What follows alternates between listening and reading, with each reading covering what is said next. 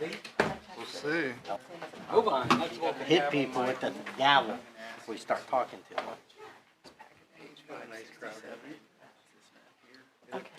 Surely not. Oh, well, You know they were nice to you. Now, 567. here it is. I know I brought this thing with me.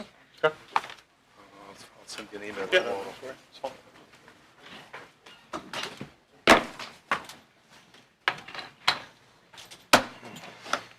Okay. Start and stop. You can do it.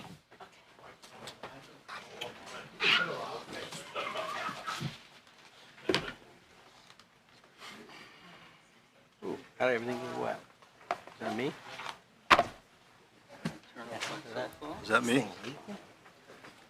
This thing's leaking. Yours is? Yeah. One? Water bottles don't do this. Must be me. What's this?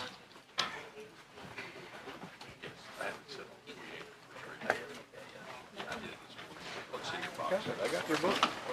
I've got the book.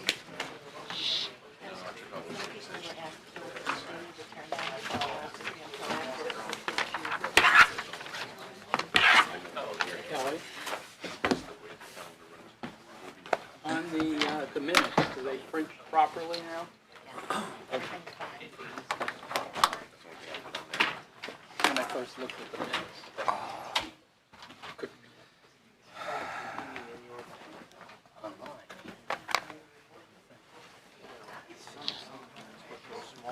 Did you get that one? Yeah, I took mine. Channel 6? When did I come in? Yeah, we did. Yeah, and that's almost the size of my screen. I'm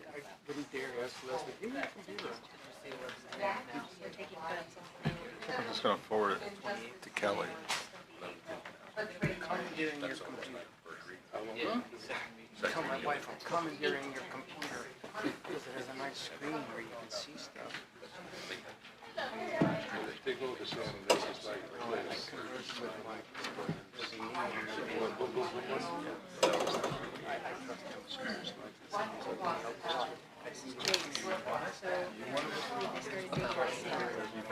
Oh, Turnbull? Yeah, there's Why not? Left off that I want to put on. He's in phase 2, so we're in the first.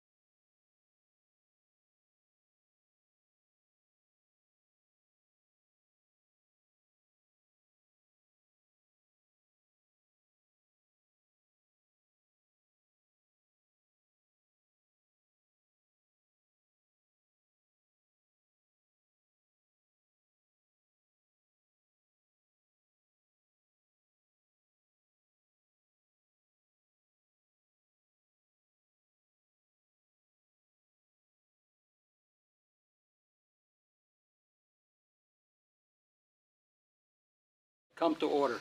Please turn off your cell phones. City Clerk, please read the roll. Vice Mayor Colodey, Here. Commissioner Hartman, Here. Commissioner McGurk, Here. Commissioner Sacks, Here. and Mayor Owen is excused, absent. Thank you. Police Department Chaplain Sheila Turner will give the invitation. Please remain standing for the pledge.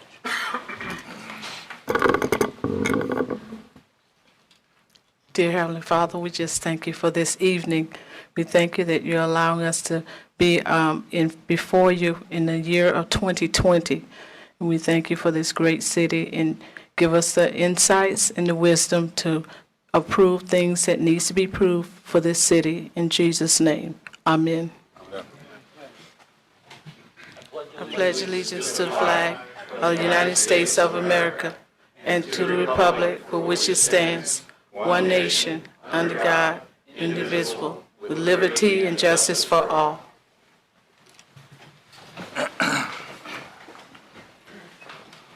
Are there any changes to the agenda? No, sir.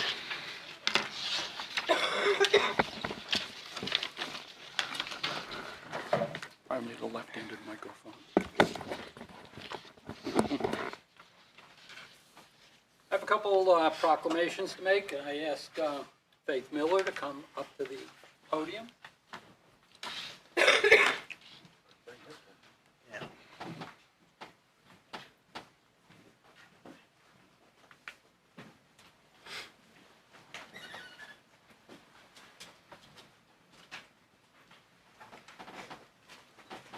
Hello. Hello. Make this proclamation, Arbor Day, January 17, 2020. Whereas in 1872, J. Sterling Morton proposed to the Nebraska Board of Agriculture that a special day be set aside for the planting of trees. And whereas the holiday called Arbor Day was first observed with the planting of more than 1 million trees in Nebraska, and whereas Arbor Day is now observed throughout the nation and the world. Whereas trees can reduce the erosion of our precious topsoil by wind and water, lower heating and cooling costs, moderate the temperature, clean the air, produce oxygen, and provide habitat for wildlife. And whereas trees are a renewable resource, giving us paper, wood for our homes, fuel for our fires, and countless other wood products. Whereas trees in our city increase property values, enhance the economic viability of business areas, and beautify our community. Whereas trees, wherever they are planted, are a source of joy and spiritual renewal. Now therefore, I, Mike Colodey, on behalf of Russ Owen, Mayor of the City of New Smyrna Beach, Florida, do hereby proclaim the 17th day of January 2020 as Arbor Day in the City of New Smyrna Beach, and I urge all citizens to celebrate Arbor Day and to support efforts to protect our trees and woodlands. I further urge all citizens to plant and care for trees to gladden the heart and promote the well-being of this and future generations. In witness thereof, this proclamation has been signed by the mayor on the 14th day of January 2020. Faith, I make this presentation to you for all the hard work you and your department have done in keeping us covered in trees.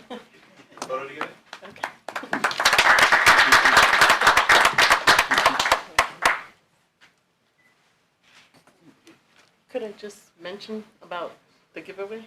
Please do. Okay. Yes. Just for everyone to know, we're actually doing our Arbor Day celebration on Saturday in conjunction with the Utilities Commission's Garden Wise event, the home show. So it's going to be a really busy Canal Street event. We have 400 trees to give away, due to in part from a Division of Forestry grant that we received. And we look for, and we have milkweed plants for seeds and plants for our monarch butterfly event. So it'll be a great event, a lot going on Saturday, and it starts at 9 a.m. And it's 1 tree per resident. Just need to show that you're a New Smyrna Beach resident. Okay? Thanks. Thank you. Just one further comment. National Arbor Day is on April, same day of the week. Most of the states celebrate it on different days. There are different months. The farther south you are, the earlier it is. Only 2 states, Florida and Louisiana, celebrate it in January. So get those seeds and plant them. I'd like to call Pastor Bobby Jacobs of the of the Allen Chapel AME up to the podium. I've asked Coach to come home as part of the West Side Ministry of Alliance. Very good. Gentlemen. Good. Dr. Martin Luther King Jr. Day of Service is January 20th, 2020. Whereas Dr. Martin Luther King Jr. devoted his life to advancing equity, social justice, opportunity for all, and challenged all Americans to participate in the never-ending work of building a more perfect union. Whereas Dr. King's teachings can continue to guide and inspire us in addressing challenges in our communities.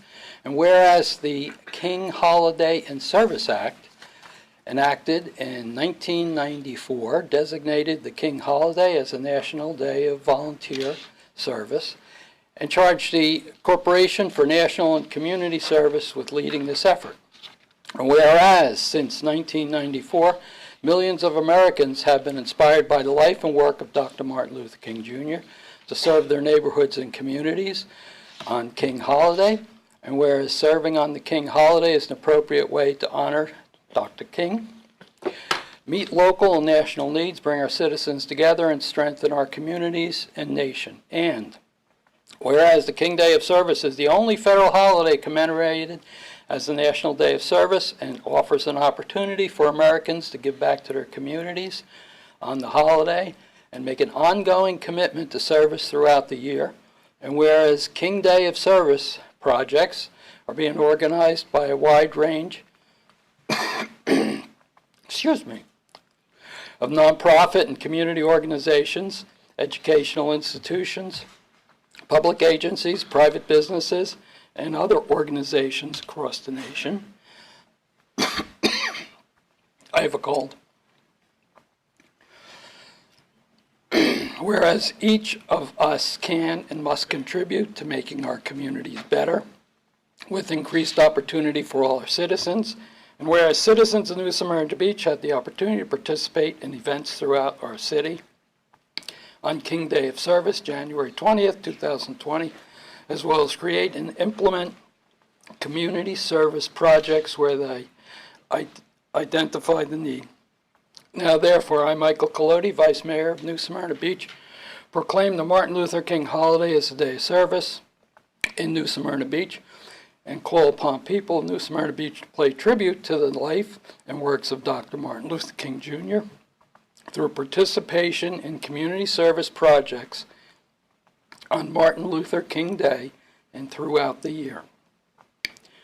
In witness thereof, I am here to set my hand this 14th day of January 2020 and cause this seal to be affixed. Gentlemen, I present this to you, and this is only the beginning day. We got to keep it up throughout the year.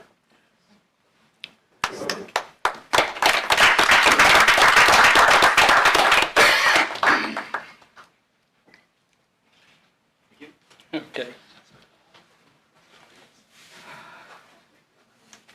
If I could take the privilege to invite all of you to come out and share with us. This is my first opportunity to share in the Martin Luther King Day celebrations here in New Smyrna Beach, starting at 7:30 in the morning, breakfast at Pleasant Grove, and then we'll move from there throughout the day in activities, and we invite all of you to come and be a part. Thank you.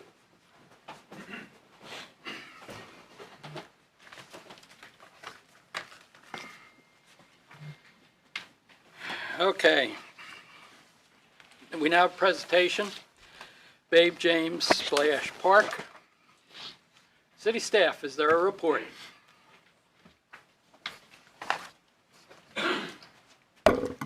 Good evening, Commission. Michelle Valance, Capital Projects Manager. I was actually prepared to do this as a new business item. I think we have it in 2 places, so I don't have any presentation material to share with you other than the last presentation that you received with the design. Nothing has changed. I'm happy to do it at this stage, or we can, there will be an action required, so I'm up for whatever. Let's move it to the business. You good with that? Yes, fine. Okay, so we'll move it to new. Basically, give us a synopsis of the bids that were received and where we Sure. stand. Okay, great. So the city advertised for construction bids for the Babe James Splash Park on November 15th. We opened our bids just before Christmas on December 18th. We received 1 bid for the project from Sabungi Construction. A very well-known contractor in the area, has done all of the recent splash parks in Port Orange as well as Ormond Beach. So no concern there, great reference check. So where we're at tonight is giving you 4 options for consideration, with approving the base bid plus various alternates, as well as rejecting the bid, which is currently the staff recommendation since we only received 1 bid. So more to come. There are some schedule things to consider with the staff recommendation of rejecting the bids. We have an ECHO grant for this project that would require an extension, and also delaying it would have it deliver not in the warm summer months. It would bring it in perhaps in the winter time. So more to come on your thoughts for the staff recommendation to reject the bids or an alternate option. Okay. Thank you. Commissioners, any questions? Comments? Not at this time.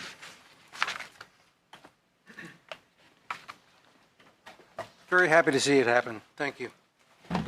Thank you, Michelle. I have a concern. We're significantly over our budget. It was a very detailed plan that we worked out for the park with a lot of input from the residents and the people who will be using it. I'm pleased about that. Unfortunately, it is significantly over our budget. We do have some funds available for it. However, my concern is we have a lot of parks and places throughout the city. And not intending to spend so much extra money on this, I have reservations about it. I also have reservations about the fact there was only 1 bid. There were at least 5 or 6 firms who came in, picked up plans, and looked at it, and I believe they probably found that the cost it would take to construct it as it's designed, they couldn't meet that budget. So, personally, I feel we should rebid this project. I know that it's going to put the project off. Even with only 1 bid, we would be waiting an extra 45 days before we could really award the contract to make sure there was no objections. So that's my feelings on the project.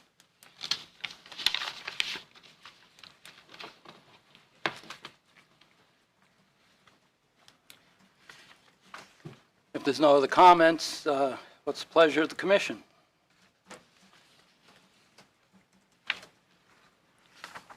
Are we doing this now, or are we going to do it later? You could do it in administrative business items for the action. Okay, Okay, we'll hold off until that point. okay. Mr. Vice Mayor, would you like to wait for the mayor to arrive to fill him in on it and see how he feels about the cost? See if we can get some more bidders? If you can hear me.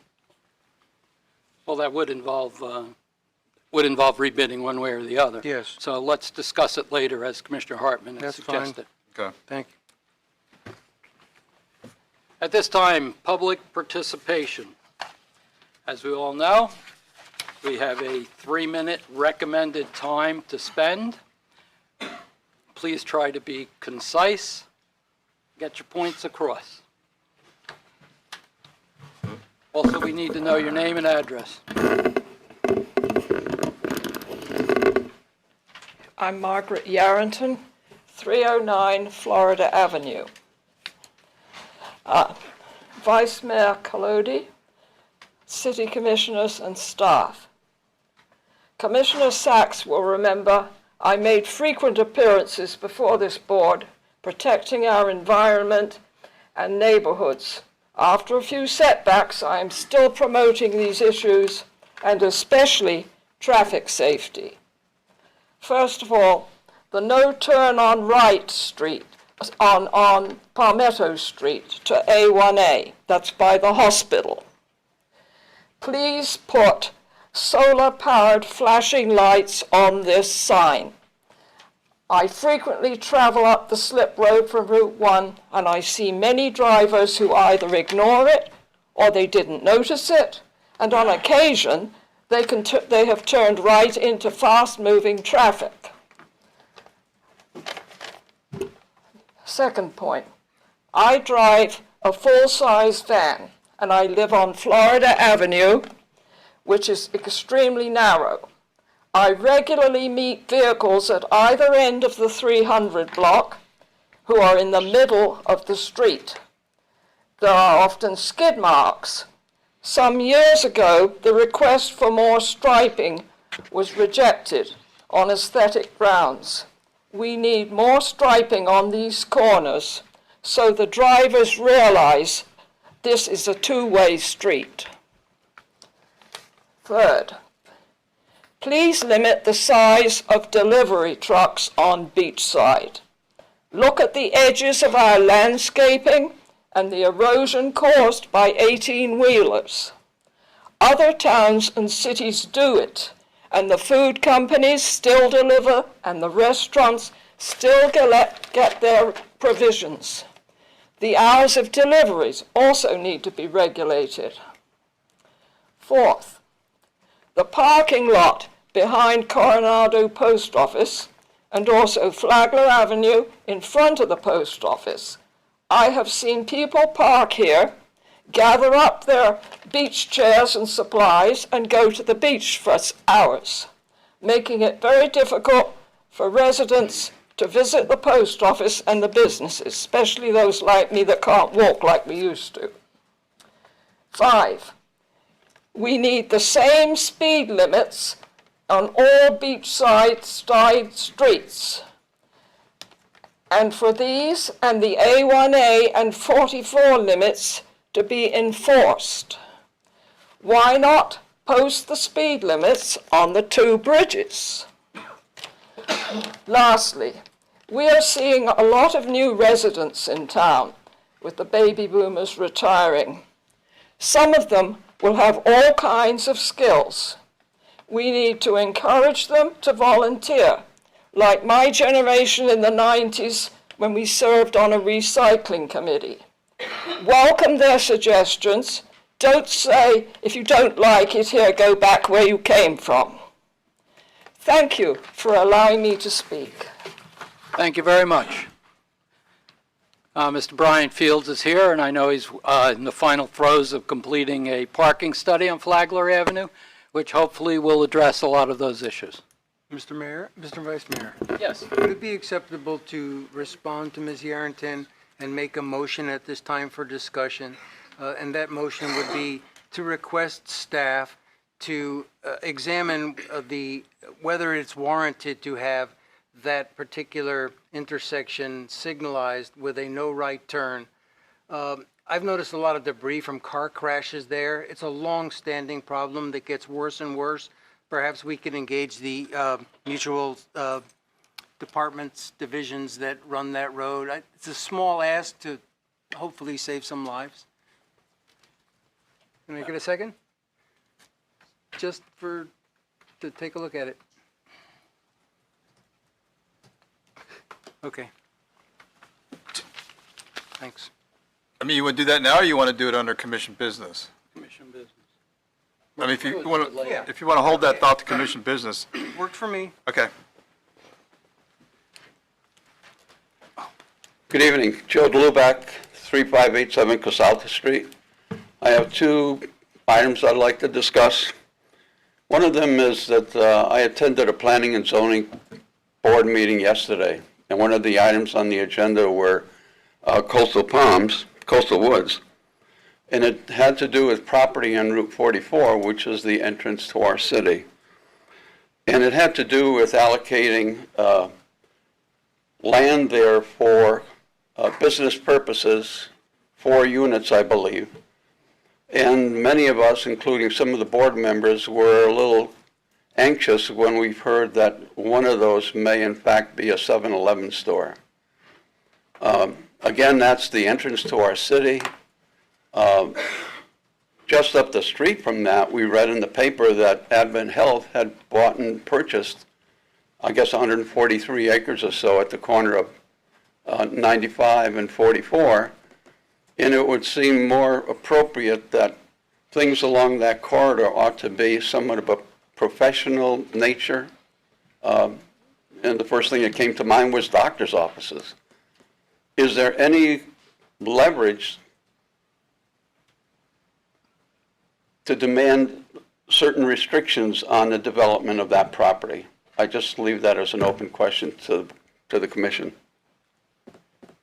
The second item has to do with buffer zones, and there was some discussion about that yesterday, 50 foot or so.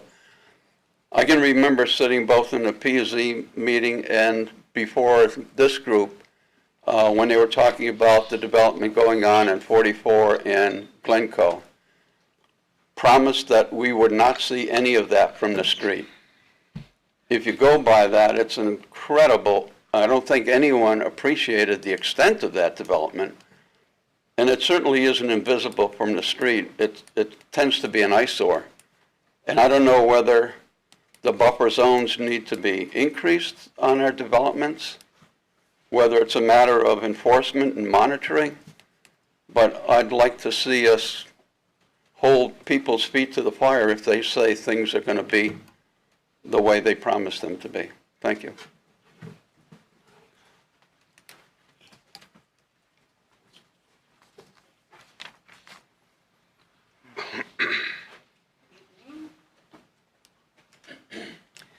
Lillian Conrad, 2700 North Peninsula, Unit Number 416, New Smyrna Beach.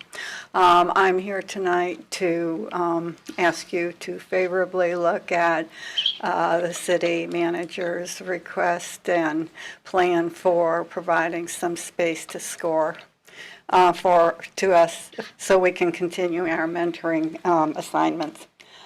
I'm going to read what I wrote. You all have received a copy of it. Thank you for your continuing support of Volusia Flagler SCORE.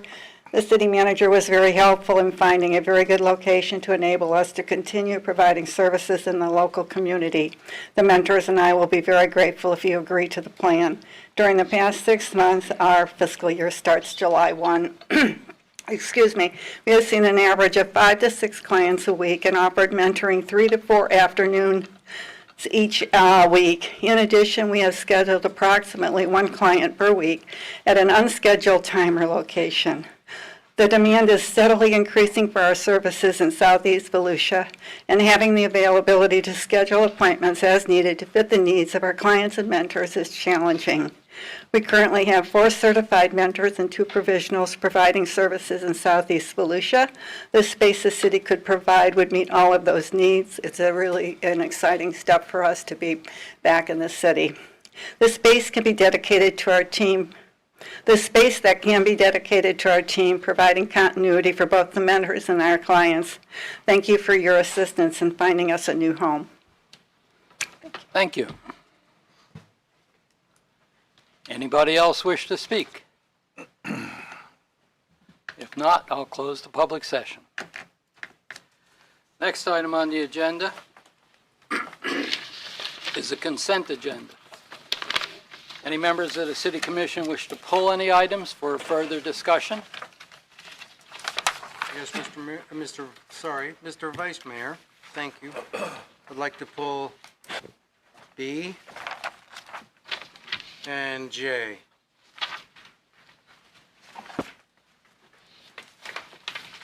Commissioner McGurk? None. Commissioner Hartman? None. Oh, I'd like to pull item F, item J, item K, item D. Commissioner Sacks. E, F, K, and G. Did you say? Sure. D, well, does anyone like to make a motion? I make a approve motion all that the we rest? approve A, B, C, E, G, H, I, and L. So, second. I think B got pulled. Yeah, we got it. Sorry, I thought I heard D. Drive got pulled. Okay. Yes, thank you. Could you clarify, B and D got pulled, or just B? I think I heard B, D, F, J, K. We're, oh, Thank you. Yes, that's correct. Those four. Do you want me to do a roll for the other ones? Roll call. Yes. Okay. Vice Mayor Colodey? Yes. Commissioner Hartman? Yes. Commissioner McGurk? Yes. Commissioner Sacks? we're approving the ones that we did not pull, correct? Correct. That's correct. Yes. Thank you. Commissioner Sacks, item D. Thank you, Mr. Vice Mayor. Actually, that was not vitamin, pardon me, that was not item D. Did you say B, Bravo? Yeah. Okay, that has not been pulled. No. You pulled it. Okay, B's been pulled. Okay, I thought staff pulled it. All right, I just want to bring that up. I don't see the public benefit in vacating this street, so personally, I'm against it. And the item J, Well, let's vote on B. Any further comments? Well, Commissioner Sacks, are you aware that that road goes through someone's property, front yard, and they own on both sides of it? And you see where that road actually goes to?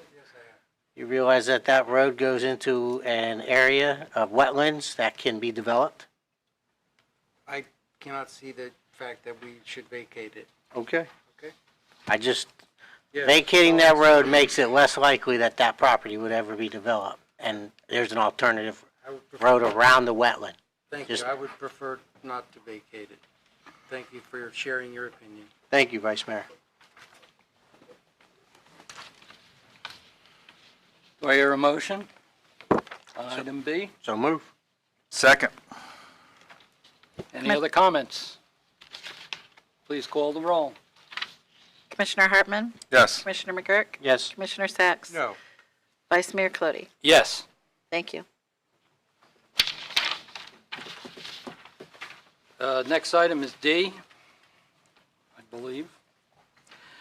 This is regarding approve a grant application for the airport.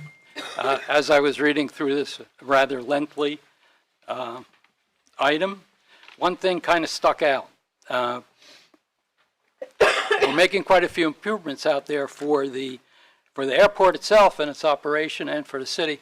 But one other item that's being done is we're eliminating an existing septic system. So I just want to point out that we've covered all the bases and we just keep working on each item to try to improve the environment. Want a motion on that? Yes, please. Move to approve. Second. Commissioner McGurk? Yes. Commissioner Sacks? Yes. Vice Mayor Colodey? Yes. Commissioner Hartman? Yes. Thank you.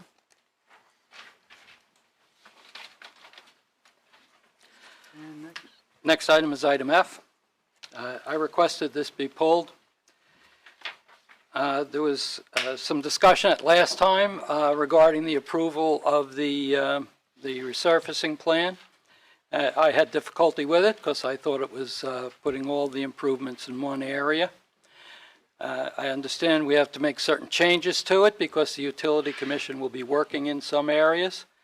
I have no problem approving this. I just want to make sure this is only to approve this year's schedule and not the second year that was discussed the first time. Yes, it is. Yes, sir, it's only for this year's schedule. Thank you. Any other comments? Oh, make a motion if you want. Please do. So move to approve. Second. Commissioner Hartman? Yes. Commissioner McGurk? Yes. Commissioner Sacks? Vice Mayor Colodey? Yes. Thank you. Next item is item J, which I also requested to be pulled. Yes, if you like, Mr. Vice Mayor, I'll go ahead with my objection. I don't really object to Blue Community, One Planet Living, but there are organizations in there that have their own budgets. Hopefully, these are moneyed associations, and I just can't see the benefit to the taxpayer and charging the taxpayer $6,500 to train what I surmise as to be more of a tourist-oriented industry. Yes, I've seen some good words about sustainability and the environment, but it seems predominantly to support tourism, which we need that much support there. Comments from other commissioners? I spoke with Colin about this, and I think that I certainly would support it. I've been through two different presentations about this. It's just not about the tourism, it's about the whole ecological process and how we are and where we are. You know, the three recipients of last year's award, I think did amazing things with the way that they were able to, under this program, help, improve their sustainability. So I certainly was supportive of that. I also think that with the open positions that we should look at maybe UCF or Stetson or somebody like that who we've partnered with before with the Turnbull Creek, maybe allow them to be a part of this training process so that we can get a broader base and get some people. I had the opportunity to just come back from a mission trip, and we had 5 students from Stetson, and one of them was an environmental student, and I was talking to her about that, and she was really excited about that. So I think if with those open positions, if we want to look outside New Smyrna Beach and partner with some of those other people, I think it could certainly benefit us on the Turnbull Creek project. So I would certainly support this. Thank you. I have concerns that sometimes we may be jumping on the bandwagon. We're so environmentally conscious that we want the public to know how truly responsible we want to be. There is a cost associated with this. There's a monetary cost, but there's an even bigger cost that we have. A lot of man hours of our staff are going to have to be put in on this training program, and then after that there's going to be an implementation phase. I do support it, but I'm going to ask our city manager to give us a report as the program moves along, the progress, and how it affects us and all the other tasks that we have to complete at the same time. Yeah, we're putting a lot on the shoulders of the staff. So to make this truly worthwhile, we have to really develop this program, we have to monitor it, and take whatever steps come after it. Call the roll, please. Move to approve. Make a motion, please. Second. Commissioner McGurk? Yes. Commissioner Sacks? No. Vice Mayor Colodey? Yes. Commissioner Hartman? Yes. Thank you.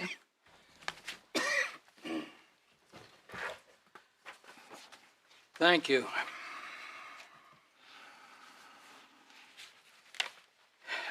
Item K was the Babe James Splash Park contract.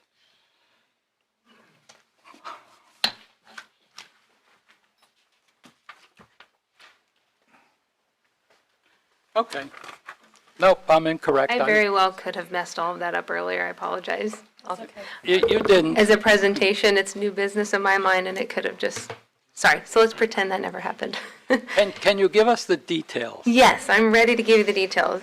So just, Hold on. We have splash pad. It's the item K we have Okay. as the Special events. I have a habit, Consent agenda. I have a habit of printing out the agenda the minute it's issued, and it often changes after that, so occasionally, I'm on the wrong item. So are we okay to do the Babe James splash pad We're- contract? I think we have different Ks, so we need to clarify whoever pulled K, what item were they were trying to, The item K that I pulled was the one related to the splash pad. okay. Yeah, we have Art Fiesta Yes, 2020 SK on. yes, on the current one. Part of the confusion. Okay. So to clarify, Art Fiesta passed on consent. Yes. The one that was pulled is Babe James. Yes. Thank you for clarifying. A little bit of confusion. So you're good. Okay, so we're clear? Okay, we're up. Go ahead. Okay, I'm going to back up a little bit. I know I rushed earlier. Just history on this project's very important to kind of, while you're thinking quickly through this. We, 2 years ago, applied to Volusia County for this project, and here we are. It's been designed, bid, we're ready to move to construction. Our budget from the ECHO grant award was $430,000. The scope items include a standalone men's and women's restroom dedicated to the splash park for weekend events. If the facility is not open, you're required to have a men's and women's restroom. So that cost, is very important to the project because you can't have the splash pad without the restroom. So you got to think about those too. It's expensive, but it's needed. The diameter of the splash park, we looked at that a lot because we wanted to make sure if we're providing a splash park for our city, the first one, it was very similar to sister cities in size and not too small, but not too large. So we're across the board an average size splash pad. So that's a plus. There's also security fencing, security cameras included in the scope, and a seat wall, as well as a few park amenities that we're recommending as alternates if you take the option 2 that I mentioned earlier with benches and trash cans. They're kind of a one-stop shop. Parks require those things to be complete. But scaling back again, 10 years ago, this was even requested through the CDBG as an option to put it at this facility. So that, again, just history. It's been long awaited. Hopefully we can make it happen, whether we reject the bids today and rebid and come forward in the future. But needless to say, what we're considering here is rejecting the bids, not changing the scope. Like I just said, there's not much to pull unless creatively we can all come up with some ideas. Pulling the restroom is required, shrinking it down, not sure what the savings would be there, but truly just rebidding might bring additional bidders. Historically speaking, Sabungi's usually the top 3 low bidders across the board when we get bids for other projects. Some hope, the hope is there that this also reflects that they would fall in that position if we rebid. But the downside of rejecting the bids is the delay, again, and not the guarantee. So if schedule is of importance and finding the additional funds, which would be $151,299.20, which includes 7% contingency of unforeseen issues, we have that in this number. And those funds could be found in the recreation impact fee account if that option is desired. To award this today, move forward, have it open during the summer, ahead of the ECHO grant deadline.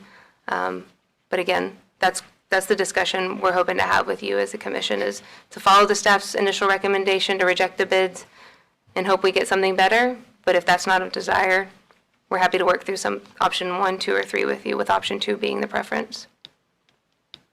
Happy to answer any questions. Any questions from the commissioners? Hi. Aye. Your recommendation is to what now? To reject the To bids? reject the bids. Or the bid. To reject the bid. And the problem is With- going to be that when we go back out to bid, the timeline's not going to, is likely will open in the wintertime. We will lose 3 months because the bid process all by itself is 30 days. Opening the bids, bringing it back to you guys, it's usually 45 to 60 days to rebid a project. And then gearing back up for the notice to proceed and awarding the contract and getting started would push the start likely. From right now, it's February. If we were to award March, April, May, we would be starting around May or June. It's a 4-month construction contract, so that would bring it in July, it'd bring it around October. Construction construction costs are very high right now. If you had a magic wand or a crystal ball and we went out to rebid this, what would you hope? How much of a reduction would you hope to see?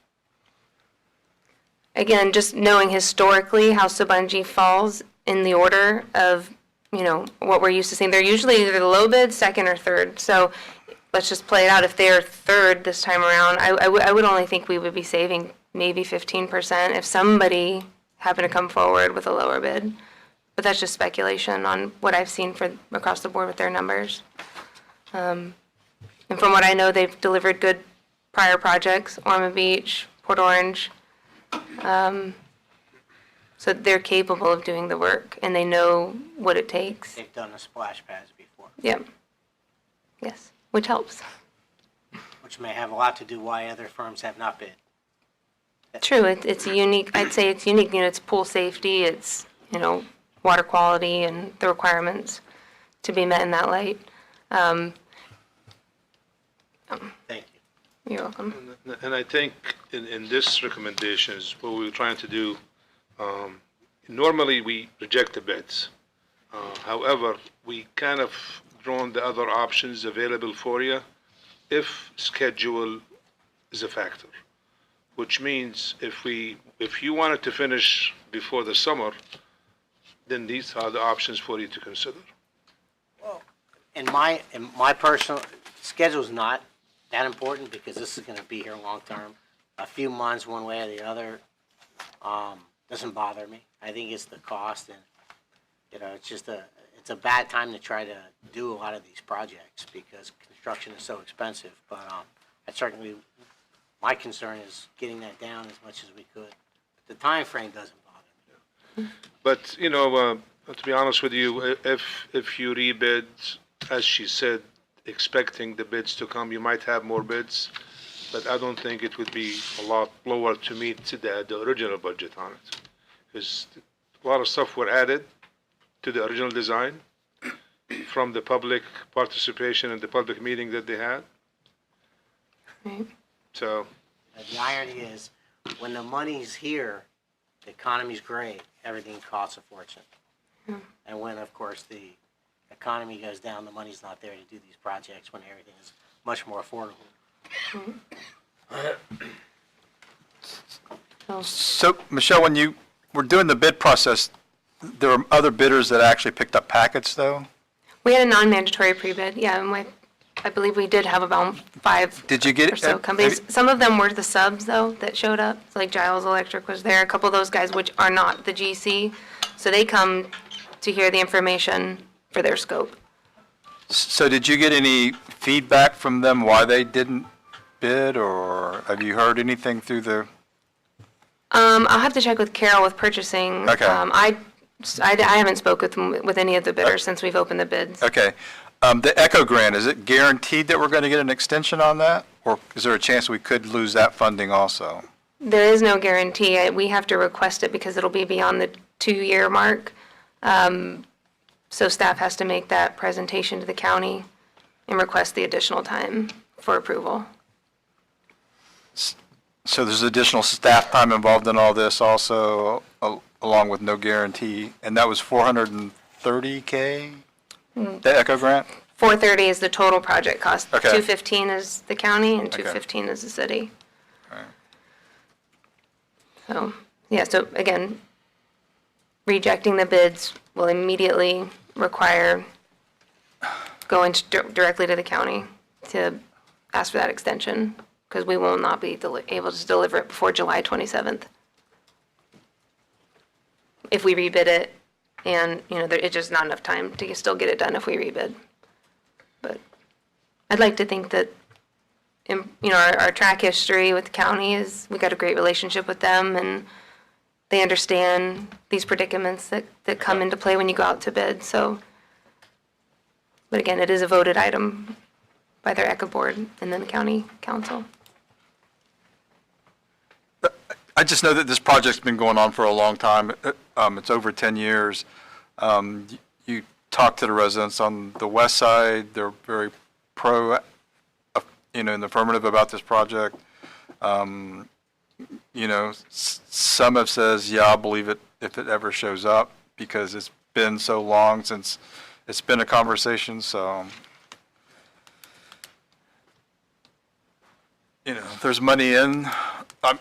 Obviously, we have to do a budget amendment, so you have to go to the general reserve to get it. We have it in recreation impact fees. John McKinney, confirmed. Do you have? We have it total all in amount? recreation impact fees. So you got the money there.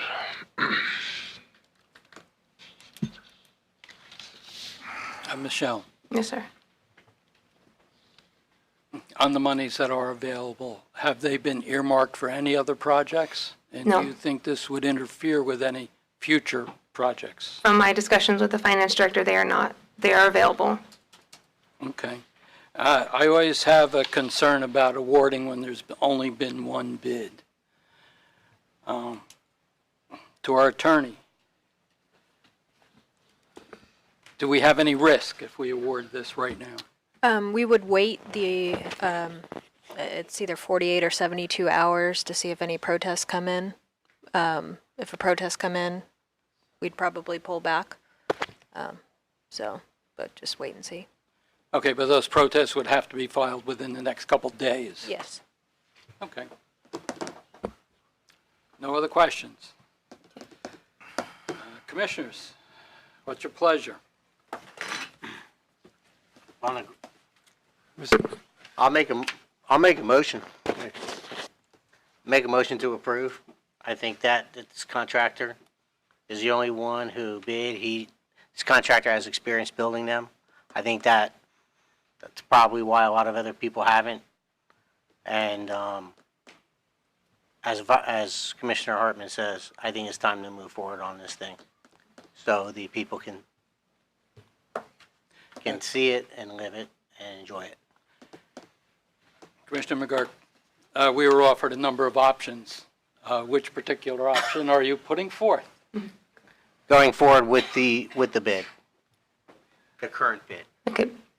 So there's two options. Option one is the base bid and all the alternates, and that would require $181,000 extra dollars. Option two is the base bid and selective alternates. We're recommending 4 of those items, postponing them. One is a sidewalk connection. The other one is a reduction of the amount of benches. So we free up $20,000 with option 2. So we would only need $151,000. And then option 3 is just the base bid, which is not recommended because it does not bring in all of those park amenities that you have to have. It cuts out all the trash cans, the benches, the colored pretty stuff. So Option 1, option 2 is $20,000. it's $30,000 difference. You would need it would be $181,000. Okay, maybe I didn't follow this. Do we have the option 1? But do we have It is that an money? option, yes, it Do is. we have that money? Yep. Okay. Move to approve with option 1. Second. I would rather the children not wait any longer.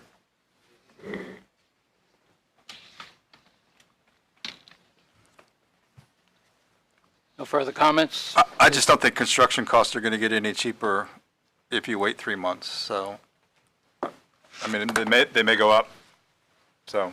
It's true. My own comments, we do have the funds available. As Commissioner Hartman said, this has been a long time coming. Might as well approve it and move on. Call the roll, please. Commissioner Hartman? You could just, oh, you did. Oh, yeah, Jake. Who was the second? Yes. Commissioner McGurk? Yes. Commissioner Sacks? Vice Mayor Clody? Yes. Thank you. And this is for option 1. Correct. Thank you. Option 1. Thank you. All the bells and whistles?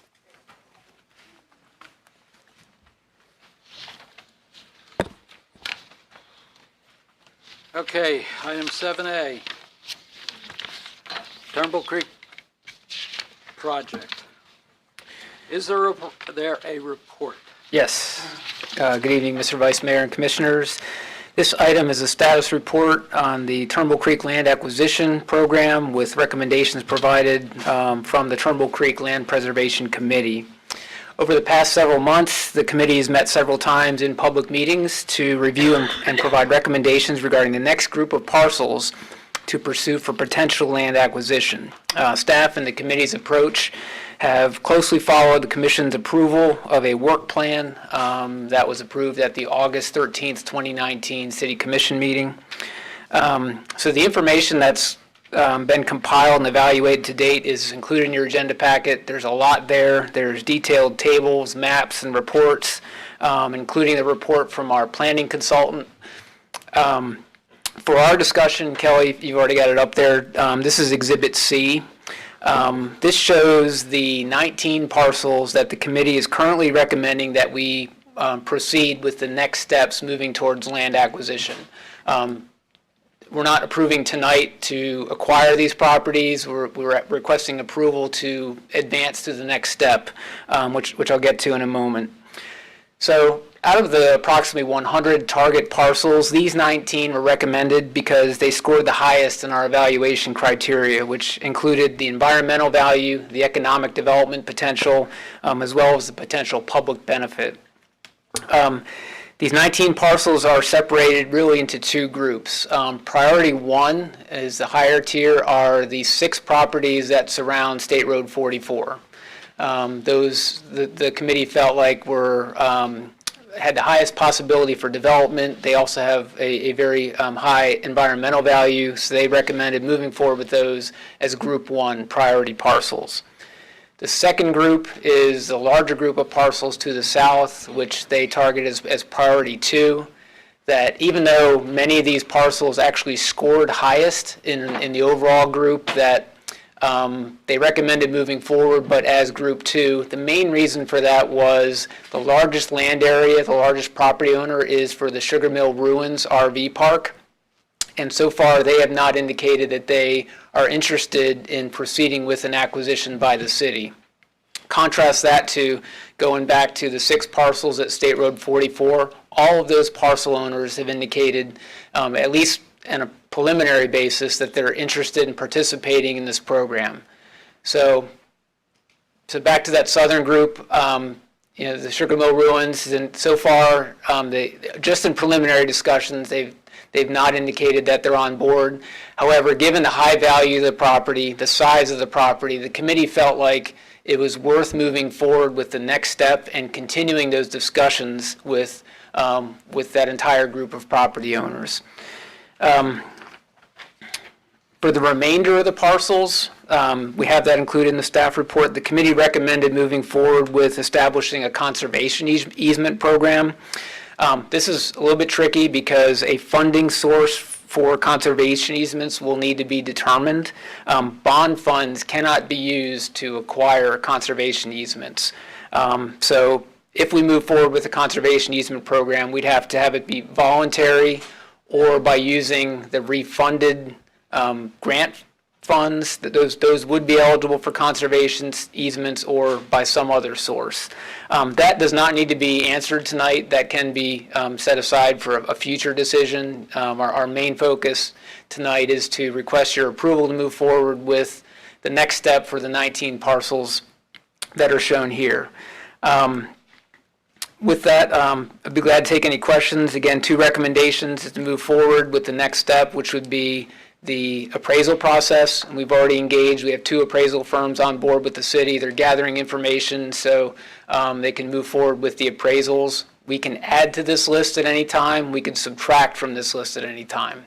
And then second, if the commission would like to discuss it tonight, recommend moving forward with a conservation program with a funding source to be identified.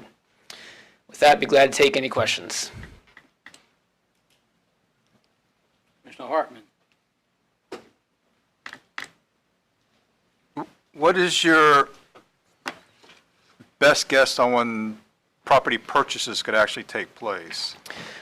Appraisals are probably a little longer than the schedule showed, just in talking to them. Just they're very detailed. We could probably get to, appraisals would come in starting with a high priority. We said 90 days, could be a little bit longer than that, till we have the appraisals, meet with the owner, and have an agenda item back to you with a negotiated price. So maybe 90 to 100, 120 days. So we would also have to look for a funding source. For only conservation easements. We have funding in place that's been authorized for purchases.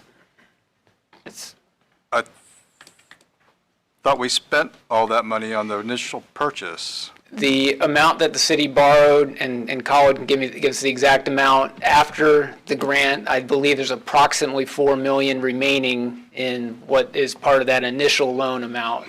But we haven't gotten the grant money yet, nor do we know when we're going to get the grant money. It's still waiting, right? So, I don't know the timing on the It brief. would take, I think what I got from Nancy, from the time we submitted, I think it takes about 6 months. So 3.5, almost close to 3.5 million you get back from the state, plus you have the $500,000 from the 9 million. So, because if you remember, we borrowed 9.5. Oh, yeah, I remember. I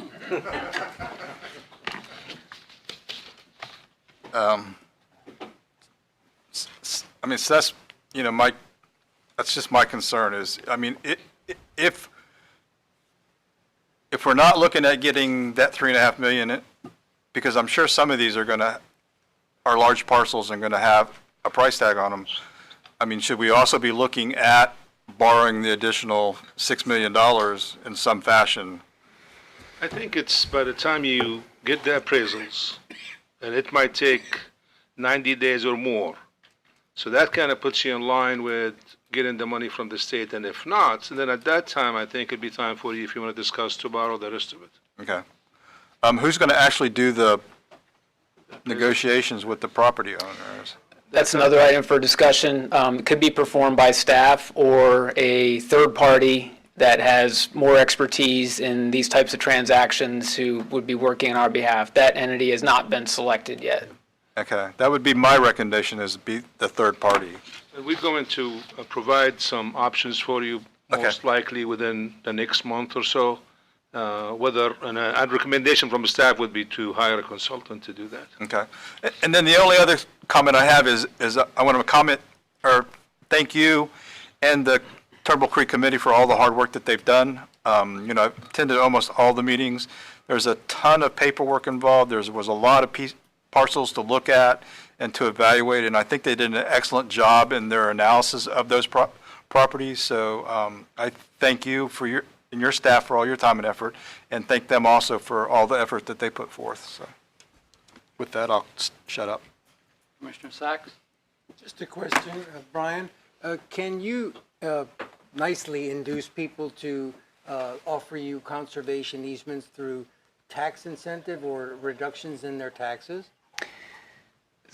It's not something I think we have the ability to say your taxes will be lower if you voluntarily give a conservation easement. That's really hard to say. The conservation easement area wouldn't be entire properties. It would be on lands that are either wetlands, floodplain, undevelopable. They're just giving them an added level of protection, there's quite a bit of land that falls into that category. Hard to say that by doing that they would get a tax break. These are easements that if these homes were developed today, they would be required to put these lands in some type of conservation easement. And I noticed there were a lot of wetlands in these areas. Is it possible, are we already asking the Water Management District for possible help, grants, and aids? Haven't specifically applied for any grants. There are programs related to that at the state level that we could apply for, but to answer your initial comment, yes, there's extensive wetlands throughout these parcels. The ones with highest economic value do have enough uplands where they could be developed. That's why we've targeted those.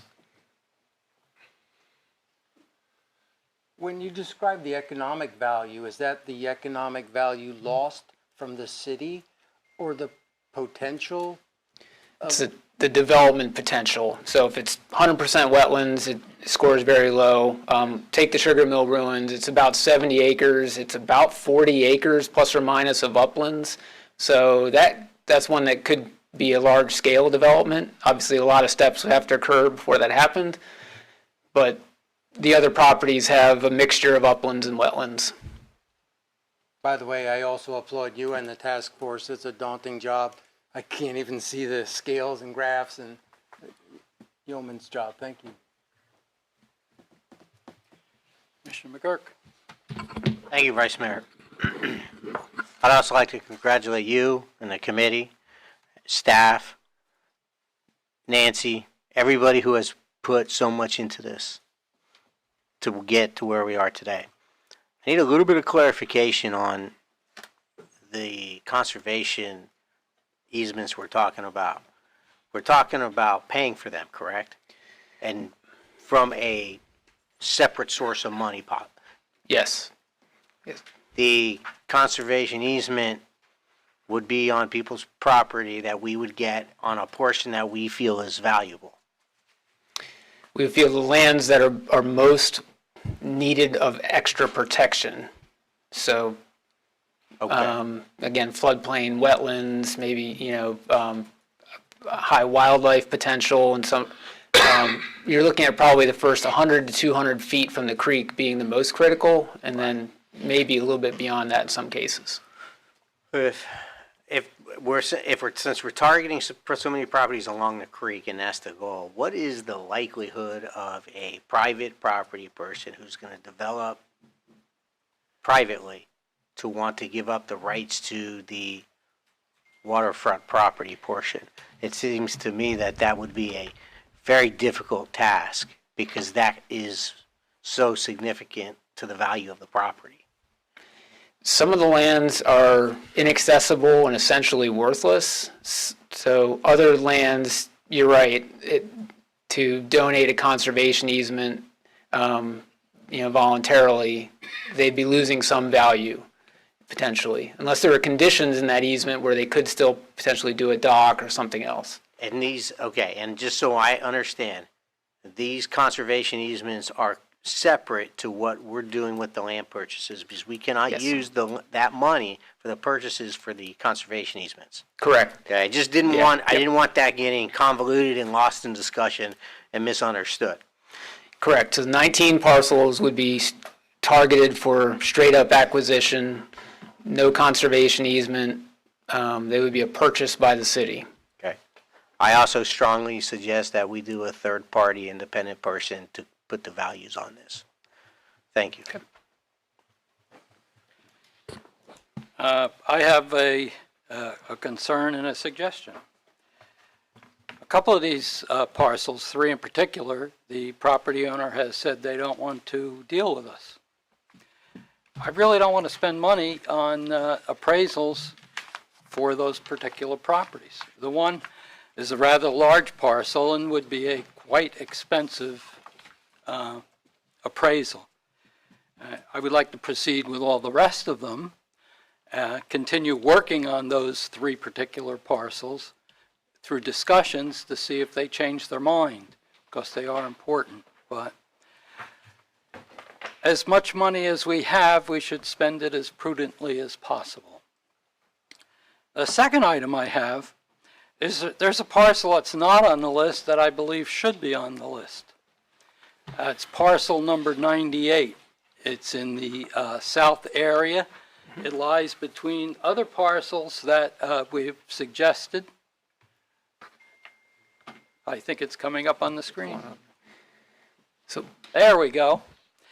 As you can see, parcels 96, 109, 97, we were recommending purchasing. The large parcel we previously talked about is 101. But if you look to the right, adjacent parcel 97 is parcel 98. What's not shown on the screen is immediately adjacent to it is the actual sugar mill ruins. And this parcel provides a direct link between the sugar mill ruins and the waterway itself. And it would have considerable value if the state of Florida would like to help us pay for that one, and perhaps extend their experience by kind of bringing back what used to be there when the rooms were intact. So I would like to see this commission include that parcel in an approval if it's coming. So about parcel 98, again, I don't have a laser pointer, it's a triangular piece, yep, Kelly's got it right there. That is owned by the Sugar Mill Ruins. So it's the same group. The Barnes family is, I'm not quite sure what the relationship is, but it's the Beadle Family Trust.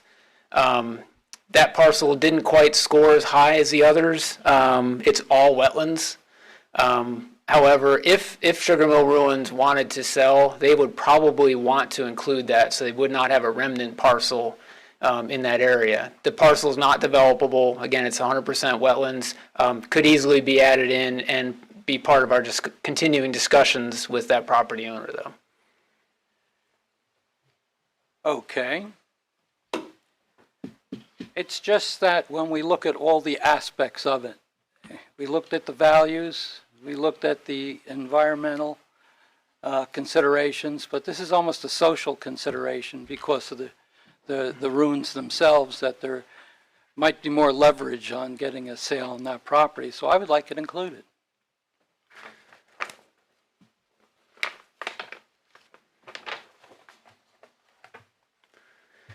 Just to that point, in the committee's discussion, we did add two others that were not on the initial list that are on here, that are 109 and 108, because they were parcels that one property owner owned, and if they were going to sell, they wanted to sell them as a group and not just the pieces that we had. So 98, if the commission would like to add that in, it would fall under that same category. Again, be part of that group with Sugar Mill Ruins.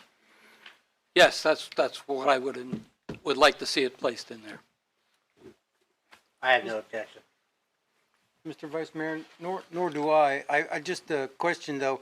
Did you not before say that you didn't want to consider getting them evaluated if they were not interested in selling?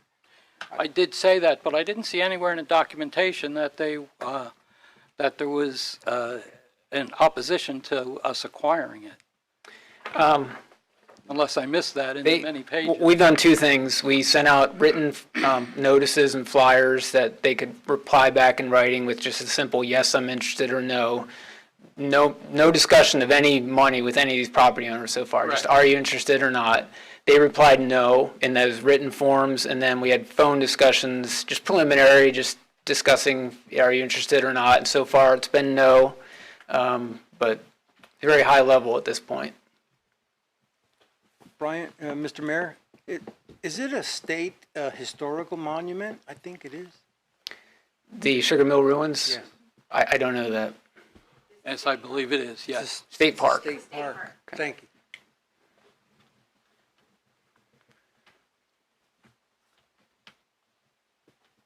Well, isn't it sort of protected anyway? Well, the park is protected, but this piece is not owned by the state. No, but there are no archaeological remains outside of the park.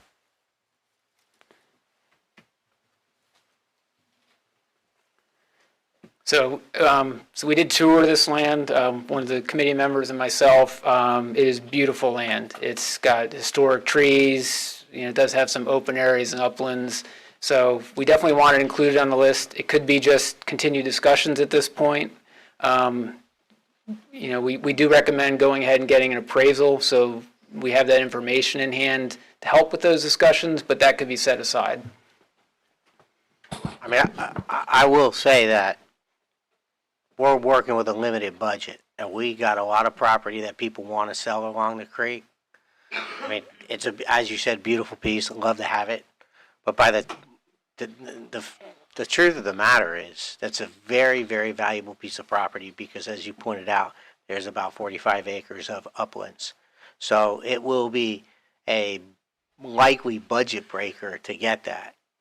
I think we should obviously try, but the reality of that is it's a very valuable piece of property. Thank you.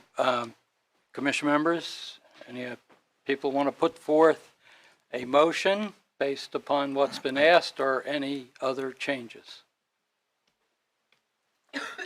Question, Mr. Vice Mayor. So we've been offered Commissioner by Sachs, yes. we've been offered by the task force and the staff these two options, correct? The ones in red to the north and the larger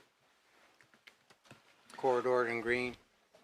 Not really two options. There's 19 parcels we're recommending to advance to the next step. The northern group by 44 is considered a higher priority, because it had 100% support from the residents to at least be willing to participate. Or the owners, not residents. So what's the negative of adding number 98 in there? I mean, what's the downside of doing that on the? None really. It's land that's not susceptible to development, so not a real urgency to bring it in. So we all understand that, but no harm, no foul. Yeah. I'll make a motion. Ready for a motion? Yes. Commissioner I'll make a motion. We accept the committee's recommendations and add 98 to the list. I'll second. Further discussion?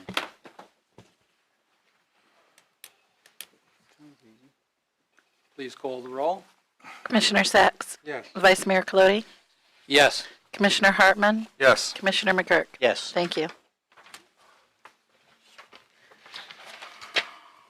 Okay, and then just to clarify for the conservation easements to funding source, discuss it at a future meeting? Is that move forward with the 19 at this time?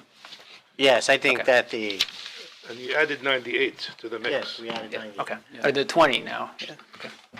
Yeah, I think our funding source will be secure with the monies we get back, but taking care of these parcels first is a priority. I think keeping that separate a little bit would be a good idea. I think it easily gets confused between the money we have to purchase and then the alternative of a totally separate idea with separate money. Understood. Thank you, Mr. Vice Mayor, Commissioners. Thanks, Brian. Thank you. Item 8A, conduct a quasi-judicial public hearing to consider the approval of the Palms Phase 2 replat of lots 158 through 160. The Commission will now hold a second hearing and a second reading and a public hearing to consider the approval. In accordance with City Code, Section 2-147, if anyone has any ex parte communications to disclose, now's the time. This includes the substance of the communications and identity of the person to whom the communications took place, written communications and/or site visits. Commissioners? None. None noted, none for myself either. I'll first hear from the city. Mr. Fields, please step back up to the podium. And will the city attorney please swear in Mr. Fields? Do you swear or affirm that the evidence you're about to give will be the truth, the whole truth, and nothing but the truth? I do. Thanks. Mr. Fields, please state your full legal name, Brian Scott Fields. your educational background, and your professional background. Education, I have a Bachelor's of Science in Civil Engineering from the University of Maryland. I have a Master's in Business Administration from the University of Florida. My professional background, my position here is the Assistant City Manager and Director of Development Services. I'm a registered professional engineer in the state of Florida. I have 25 years of experience in land development, engineering, planning, permitting, and public administration. Thank you. Any member of the audience or the commission wish to question Mr. Fields on his professional qualifications? Are there any objections to qualifying him as an expert witness in the land of land development? There being no objections, Mr. Fields, determined to be an expert in the area of land development and qualified to give opinion testimony concerning land development matters. Mr. Fields, are you familiar with the Palms Phase 2B replat of lots 158 through 160? Yes. State whether this request is consistent with the comprehensive plan and share your recommendations on the replat. Yes, it is. Staff recommends approval. Just a very brief discussion on this. This is a replat of 3 existing single-family lots in Palms Phase 2B to very slightly modify the widths of these parcels. The 3 lots are on the south side of Arica Avenue, generally located on the west side of Airport Road, across from the Portofino Reserve area in Venetian Bay. The plat was originally recorded in September of 2018. Lots 158 and 159 are just a little bit too narrow for the current builder, who needs a minimum lot width of 40 feet at the front setback line, based on the house design that they have in mind and the requirement to maintain 5-foot side setbacks. The solution by this replat is to reduce the width of lot 160, which is a larger lot that's next to these two, by just a little bit, and add that additional width to the two narrow lots.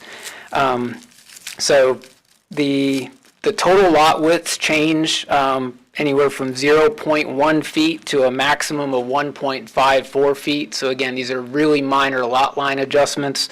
There's a chart in your staff report that shows the actual adjustments before and after. Again, the maximum of any one adjustment is 1.54 feet. Wish there was an easier process to do this than a replat. Something we may look at based on this experience, but it is a replat, so it goes through the entire process as a plat contract. It gets reviewed by our independent surveyor. The new lots meet all applicable dimensional and area requirements, and staff recommends approval. Any member of the City Commission or the applicant, if he's present, like to question Mr. Fields on his testimony? Yes, Mr. Vice Mayor. Commissioner Sacks. Brian, is the developer adding one more house due to this change? No, there's 3 lots, and it's going to be 3 lots after. Thank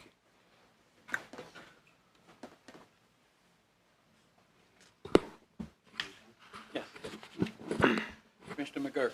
Brian, there's been a number of circumstances where you get minor changes throughout a period of years. Then you end up with something you're like, how did we get here? My interpretation in this is that is not one of these situations. But can you tell me how we got to where we are with these lots? Why are we having to do this? The master development agreement has a minimum lot width of 33 feet. That, in my mind, is too narrow for a single-family home. So it was initially laid out with no builder selected. That really limits the ability of a home builder to put a single-family home when you're talking 33, 35, 38 feet. So not surprisingly, when they have a builder, their maximum or their minimum width is 30. So they need 30 for the home, 5 and 5 for the setback, 40 total. They were just short of that. So the lesson would have been going all the way back to the development agreement. Really, a 50-foot minimum lot width would have been appropriate. But it is what it is at this point. This is a recommended, rather than doing variances now and things, this is the appropriate fix to that. But you have to go all the way back. So with the original development agreement, they have the right to put the house on these size lots? Yes. Thank you.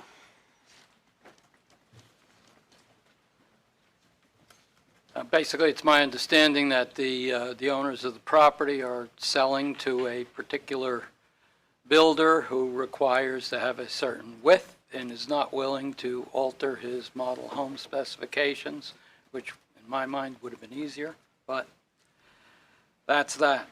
Is the applicant present or his representative?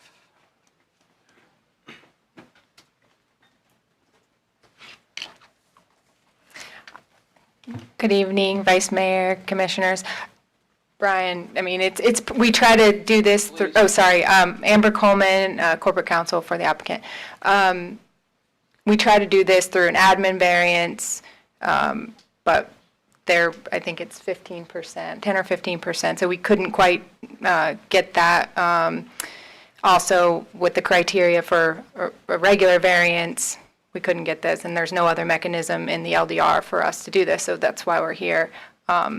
It was an engineering oversight, so that's why we're going through the entire process again. So, Thank you. Thank you. Any questions for the applicant's representative from the commission or the public? Oh, not public yet. Good. Thanks.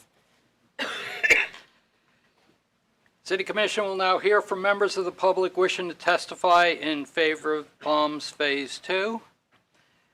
Replat. Seeing none.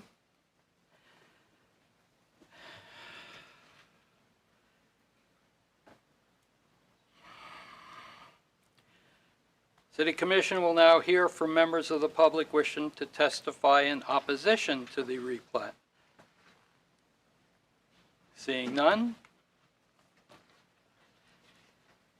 Does any member of the commission or the applicant have anything else to add, or the city?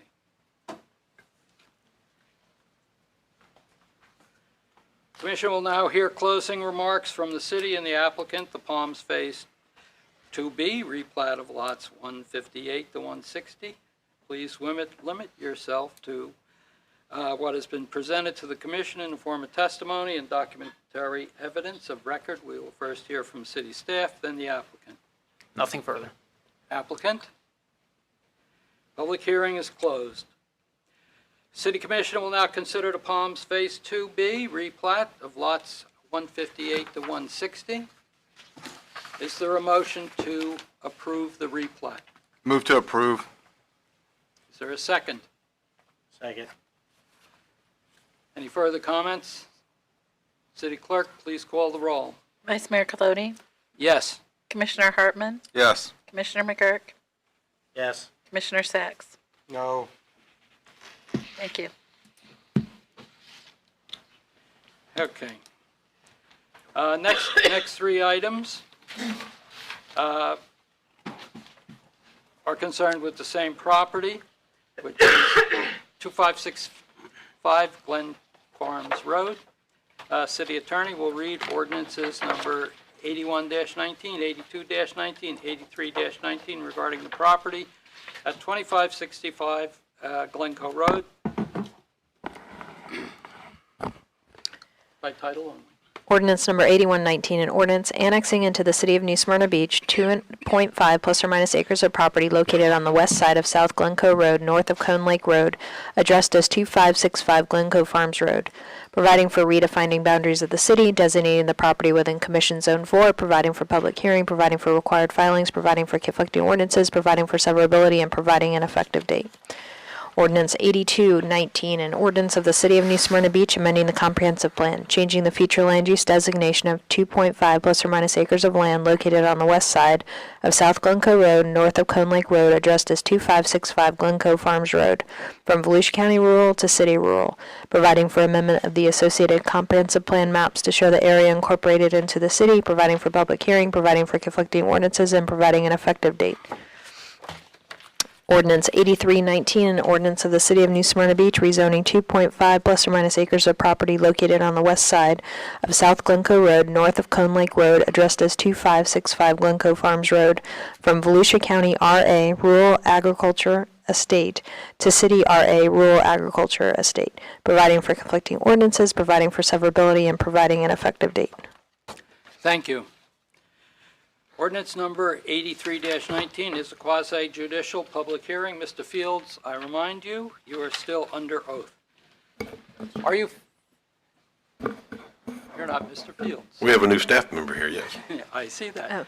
Do you swear or affirm that the evidence you're about to give will be the truth, the whole truth, and nothing but the truth? I do. Thank you.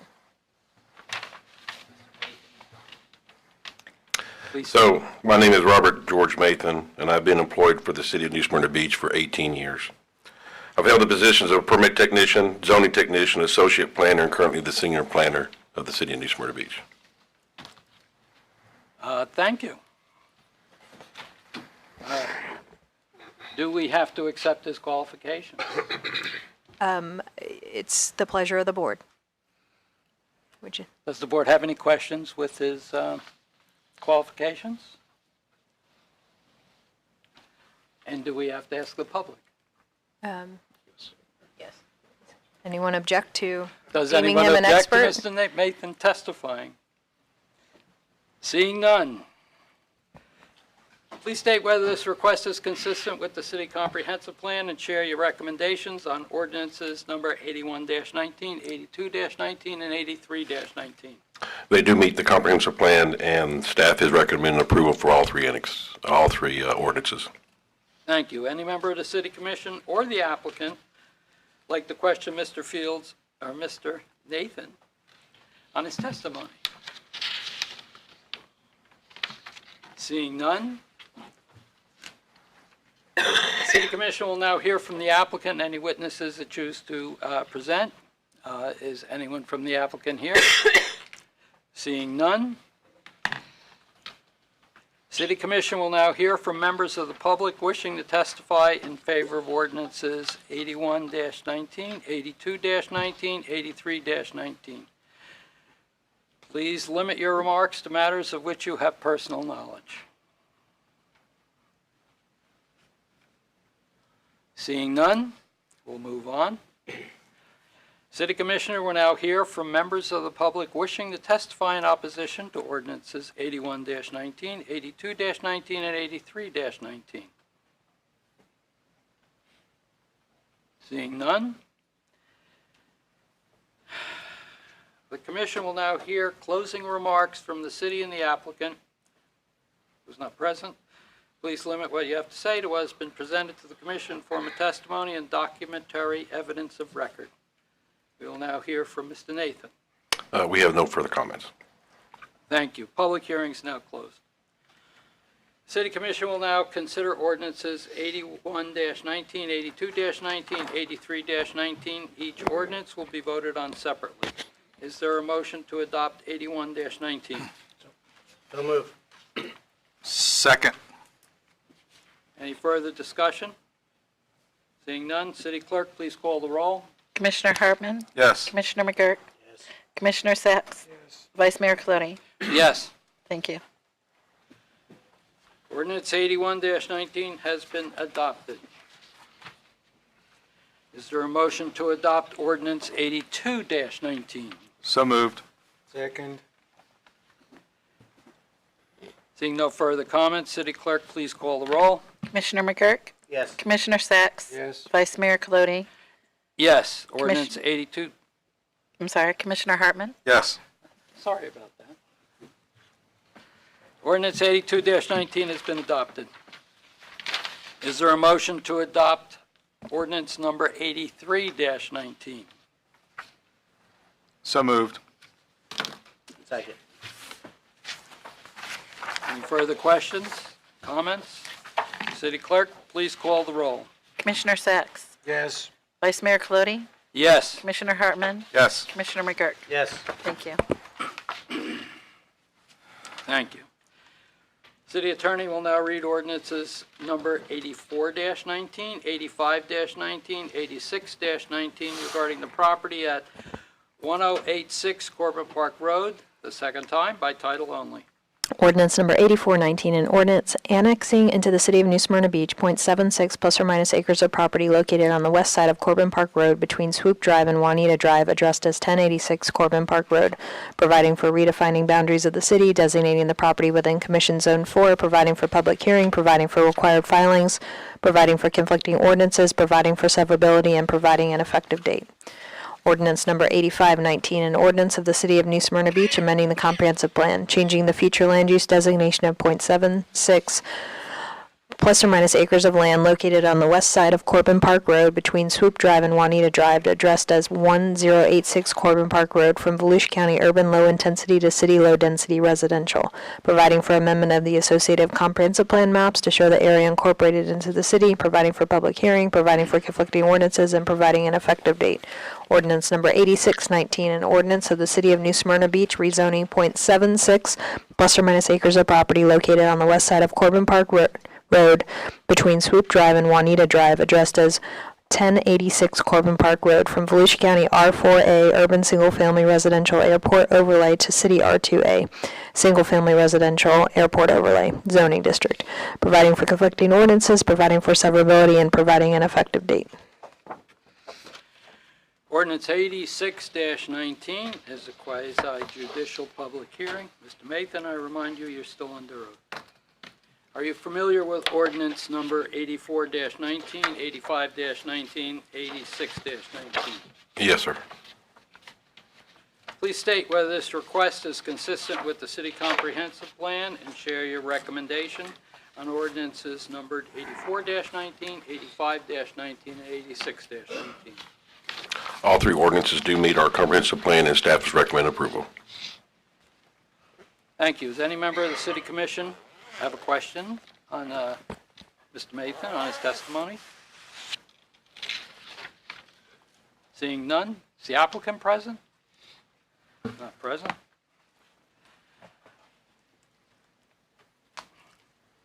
City Commission will now hear from members of the public wishing to testify in favor of ordinance number 84-19, 85-19, and 86-19. Please limit your remarks to matters of which you have personal knowledge. Seeing none, City Commission will now hear from members of the public wishing to testify in opposition to ordinances 84-19, 85-19, 86-19. Please limit your remarks to matter for which you have personal knowledge. Seeing none, Commission will now hear closing remarks from the city and the applicant. Please limit what you have to say to what's been presented to the Commission in the form of testimony and documentary evidence of record. We'll first hear from the city staff. Staff has no further comment. Thank you. Applicant's not present. The public hearing is closed. City Commission will now consider ordinance number 84-19, 85-19, and 86-19. Is there a motion to adopt ordinance 84-19? So moved. Second. Further discussion? Hearing none, City Clerk, please call the roll. Vice Mayor Colodey, Yes. Commissioner Hartman, Yes. Commissioner McGurk, Yes. Commissioner Sacks. Yes. Thank you. Ordinance 84-19 has been adopted. Is there a motion to adopt ordinance number 85-19? So moved. Second. Any further comments? If not, City Clerk, please call the roll. Commissioner Hartman, Yes. Commissioner McGurk, Yes. Commissioner Sacks. Yes. Vice Mayor Colodey. Yes. Thank you. Ordinance number 85-19 has been adopted. Is there a motion to adopt ordinance 86-19? So moved. Second. Seeing no further comments, City Clerk, please call the roll. Commissioner McGurk, Yes. Commissioner Sacks. Yes. Vice Mayor Colodey, Yes. Commissioner Hartman. Yes. Thank you. Ordinance 86-19 has been adopted. City Clerk will now read ordinance numbers 87-19, 88-19, and 89-19 regarding property at Glencoe Farms Road, the second time by title only. Ordinance number 8719, an ordinance annexing into the city of New Smyrna Beach 2.5 plus or minus acres of property located on the south side of Glencoe Farms Road, west of South Glencoe Road, north of Cone Lake Road, providing for redefining boundaries of the city, designating the property within Commission Zone 4, providing for public hearings, providing for required filings, providing for conflicting ordinances, providing for severability, and providing an effective date.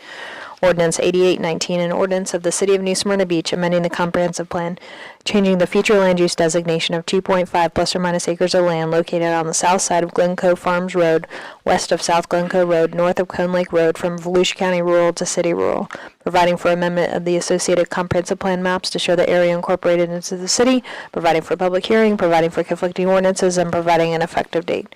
Ordinance 8919, an ordinance of the City of New Smyrna Beach rezoning 2.5 plus or minus acres of property located on the south side of Glencoe Farms Road, west of South Glencoe Road, north of Cone Lake Road, from Volusia County RA Rural Agricultural Estate to City RA Rural Agricultural Estate zoning district, providing for conflicting ordinances, providing for severability, and providing an effective date. Ordinance number 89-19 is a quasi-judicial public hearing. Mr. Mathan, I remind you, you're still under oath. Are you familiar with ordinance numbers 87-19, 88-19, and 89-19? Yes, sir, I am. Please state whether this request is consistent with the city comprehensive plan and share your recommendation on ordinances number 87-19, 88-19, and 89-19.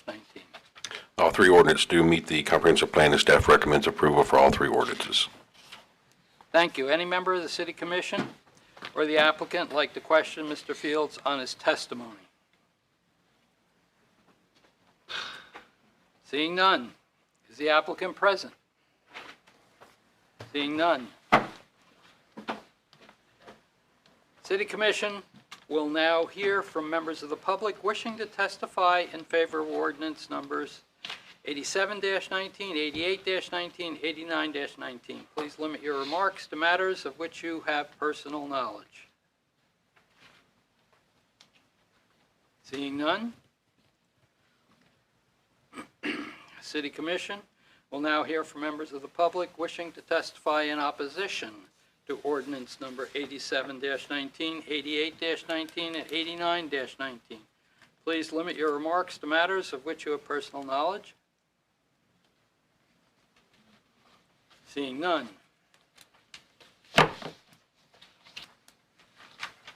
City Commission will now hear closing remarks from the city. Please limit what you have to say to what has been presented to the Commission in form of testimony and documentary evidence of record. Staff had no further comments. Seeing no public, the public hearing is closed. City Commission will now consider ordinance numbers 87-19, 88-19, and 89-19. Is there a motion to adopt ordinance 87-19? So moved. Second.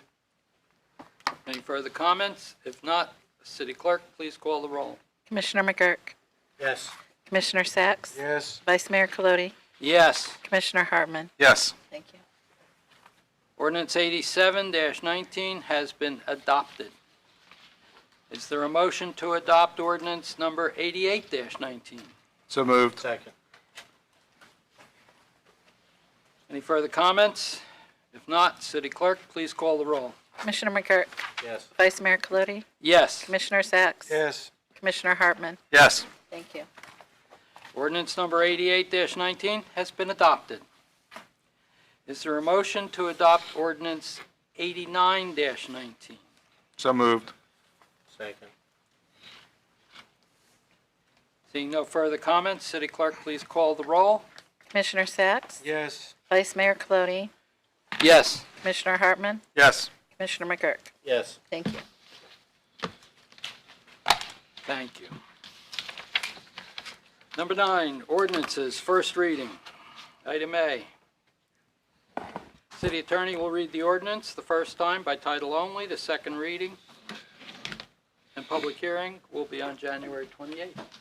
Ordinance number 1-20, an ordinance of the City of New Smyrna Beach vacating a portion of Sunset Drive located north of North Street and west of Nordman Avenue, providing for conflicting ordinances and providing an effective date. Thank you. 9B, ordinance number 2-20. City Clerk will read the ordinance the first time by title only. Second reading, if approved. Public hearing will be on January 28th.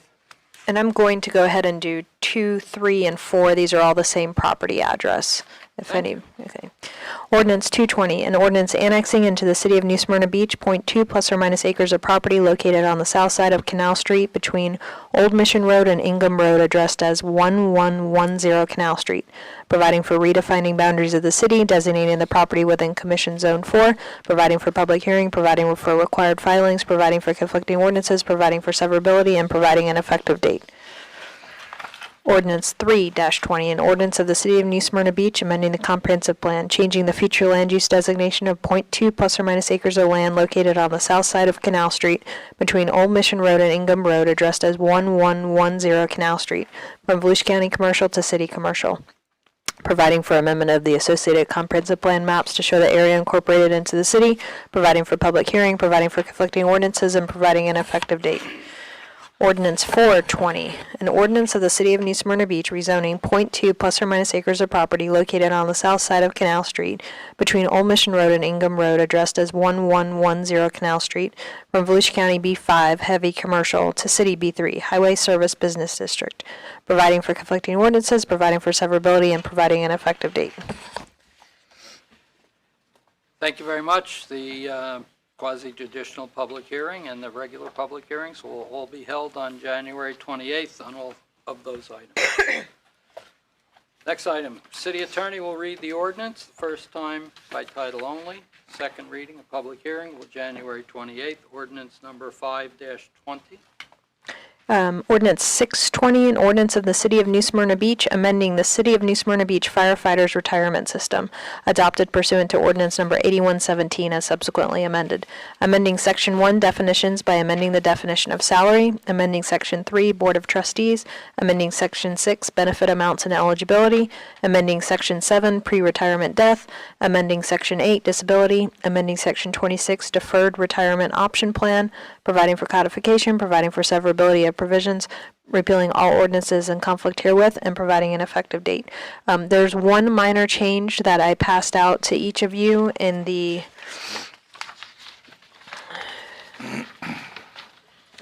Section 6 eligibility to participate. The change is not a substantive change, it's just to make it read better. But it says in lieu of terminating employment, effective October 1, 2019, any member who is eligible for normal retirement may elect to defer receipt and to participate in the drop. So each of you has a copy in there. Second reading, public hearing will be on January 28th, 2020. Just a question. Ordinance 5-20. Oh, I got ahead of you. My folders were out of order. I'm sorry. Happens to me all the time. So going back to 520, tethering. I think because we had that change, it got pulled out of order. Sorry about that. Not a problem. Ordinance 520, an ordinance of the City of New Smyrna Beach amending the Code of Ordinances, Chapter 18, Animals, Article 8, Offenses, Section 18-313, Tethering of Dogs, to add restrictions, providing for codification, providing for public hearing, providing for conflicting ordinances, providing for severability, and providing an effective date. Second reading and public hearing will be on January 28th. Thank you. Good catch. I'm used to my actions being out of order. Ordinance 7-20, city attorney will read the ordinance, first time by title only. Second reading and a public hearing will be on January 28th. Ordinance 720, an ordinance of the City of New Smyrna Beach amending the Code of Ordinances, Chapter 30, Businesses, Article 4, Garage and Yard, Rummage and Flea Market Sales, Section 30-107, Permit required to increase the administrative processing fee, providing for codification, providing for public hearings, providing for conflicting ordinances, providing for severability, and providing an effective date. Thank you. Moving on.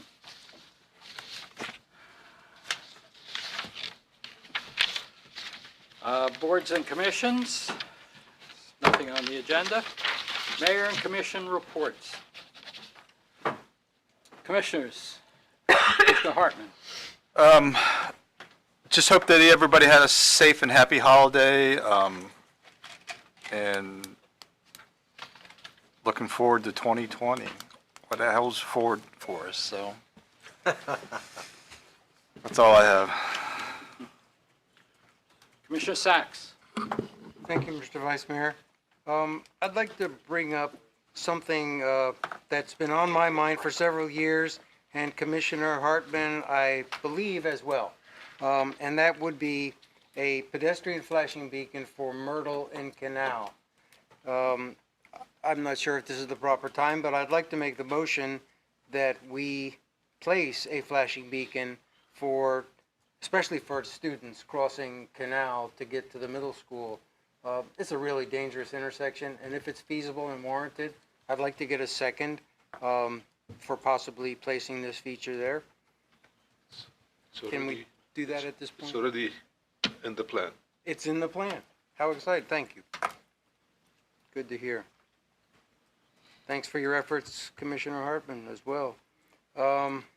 Also, Mrs. Yarrington brought up a very good point about, I believe it's Magnolia and Lytle. There's a right-hand turn. There may be a no right-hand turn on red sign there, but I believe it would be much more effective if it flashed when there was a red light for them. Did you say Magnolia and Lytle? I think it's Magnolia and Lytle. It's the one closest to the hospital. The one that's the shortcut near the bridge, the South Causeway. is you make the immediate right-hand turn. On Andrews? Yes, I believe it's Andrews. That's a four-way stop right there. No, Khalid, the intersection that goes to the South Causeway, at that very sharp turn, cars, Kerry, thank you. Yeah, where is it? But that's not Magnolia, that's what I'm... Right. Where is it? Well, yeah, I'm sorry, it's Live Oak. Okay, that's It's what I... Live Oak. I apologize. Okay, no problem. So Live Oak, it's a really, and Chief, you probably have heard and have seen accidents. So if you guys would, there are a lot. And every time I come up to that intersection, I'm always worried about the people making an illegal right-hand turn when they see cars with the green turn arrow from the northbound side of Live Oak making the turn onto the bridge. They impede traffic, they get in the way, and it's a real problem. You know, Commissioner Sachs, I know the DOT, they're working on a project to have kind of like a turning lane farther to the west. I will approach DOT to see if they could maybe help us with she's asking no turn on red. Yes. Yes, like the one we have at the North Causeway, that would be Riverside and Yeah. Washington. Yeah. Yes. So if I can get support on that. Well, based on what I heard, just to see if it's warranted. Our manager is looking into those particular problems, and I think we kind of have We that don't need a under hand motion. right now. All right, good. I had the pleasure of attending the youth council meeting. As you know, they pretend to be us, and they do an excellent job. I would say they're minors, but they act as adults, and hopefully someday they'll be our future leaders. But they've had a project that they've been wanting to do. You guys probably already know the sharks. They'd like to place a couple of very arty sharks in the city. It turns out Nancy Maddox has been working with them closely, and Kelly as well. Kudos to Kelly for really herding cats. But their idea is very constructive, and they would like to have this funded. They're going to go out and look for funding privately, but I feel like we don't owe the children, but I would like us to help the children with a feature that they'd like to present to the city, kind of a gift to the city, and hopefully it would be a lasting one. Basically, a mold for fiberglass would be provided, but it's an extensive cost of about I think, over $5,000. Per shark? No, for 5 sharks. I believe that 5 sharks. Correct, Kelly? That's correct. Yes. $5,000 total, or for what? It was a little bit over $5,000 from a local, a taxidermist that Nancy worked with. And so she got it for more than half off of the original quote that she got from somebody else. So thank you, Kelly. So gentlemen, would you consider any part contributing to, we could be the first contributor and they could go out and look for the rest of the money and they could fulfill that dream that they've had for quite some time. It's nice to see them focused on something, and maybe it would be something lasting and fun for the city, something we could all enjoy. Why don't we see what they can go out? We got a great community. Why don't we go out and see what they can get? And then maybe if they fall short, we can bring them up to do a matching fund, or bring them up to where they need to be. That's fair. Commissioner Hartman? I agree with Commissioner McGurk. I also think that it would be a good learning experience for them to make a presentation before us, as to what they're trying to do, where they are, how they raise the money, and so forth and so on. Rather, that's a part of the whole process. I'm sure we can ask him. So- In fact, when the mayor gets back, I think he was privy to that conversation. So Okay. maybe we can get one of the council members. I don't believe they have a chair, but they have a teacher representative. And just to finalize my report, I attended the Rising Sea Symposium. It was at the library a few weeks ago. Dr. Jason Evans from Stetson's Resiliency outfit over there. They put on a very good kind of a report on our state of our island, our barrier island. And I hope we'll have further discussions. We're really going to need to talk about the effects of rising seas on our community. We're being bombarded from the ocean side and from the estuary side, and I feel that that discussion could bring us to a better place to make us more resilient and protected against storms. And in that vein, I want to bring to your attention, there is a coalition, and they'll be going to Tallahassee, and it's a coalition of people who are very interested, understandably so, in protecting their oceanfront properties, but they would like to build seawalls. And seawalls are frowned upon in the scientific community. It's not a very good idea. There are other revetments that they could and should consider. So everybody, if you have time, look into it. Maybe Dr. Evans could give us a presentation on it, but you will see a concerted effort in Tallahassee to allow them to build seawalls. And I believe our city has the right, and we should notify the county as well, that we advise this is deleterious to the environment and that habitat. So thank you for your patience. I'm through. Thank you. Commissioner McGurk. Thank you, Vice Mayor. You've done a fantastic job. I try. And I just want to wish everybody a happy new year. I know everybody's heard that a million times already, and cheers for 2020. Look forward to it. Thank you. Going back to the sharks, I could certainly support us matching whatever they can raise, and I think if they can put together a program, I'd be more than willing to do that within a reasonable amount of money. I think it's very important to have these groups see the results that they talk about and that they ask about. Living off the North Causeway, I often have the opportunity, or the need, to go down Quayasissy in front of the old high school. There are at least 4 or 5 class of this year, class of that year, little plaques out there, which very nice when they were put out, but they really don't mean anything. This would be a way to really have something out in the public where these students have worked very hard to come up with a plan, which I thought was a great plan, put it out there. So I would fully support something like that. Thank you, Mr. Vice Mayor. If we could take a bite out of their budget, we'd really appreciate it. Sorry, I had to throw that in there. That's okay. I have my shark tie on and my shark socks. Thank you for your support. A couple other items. I did discuss the city manager's report, and I'm sure he's going to give us a report on it. It was very complete. One of the items I would like to see us bring forward is come up with a new complete development plan for the AOB site. We have to submit a grant in March if we want to move ahead with it. So if any of the commissioners have any particular comments, particular needs on it, they should talk to Mr. Fields. And I would like to see that plan move forward. Well, you say plan.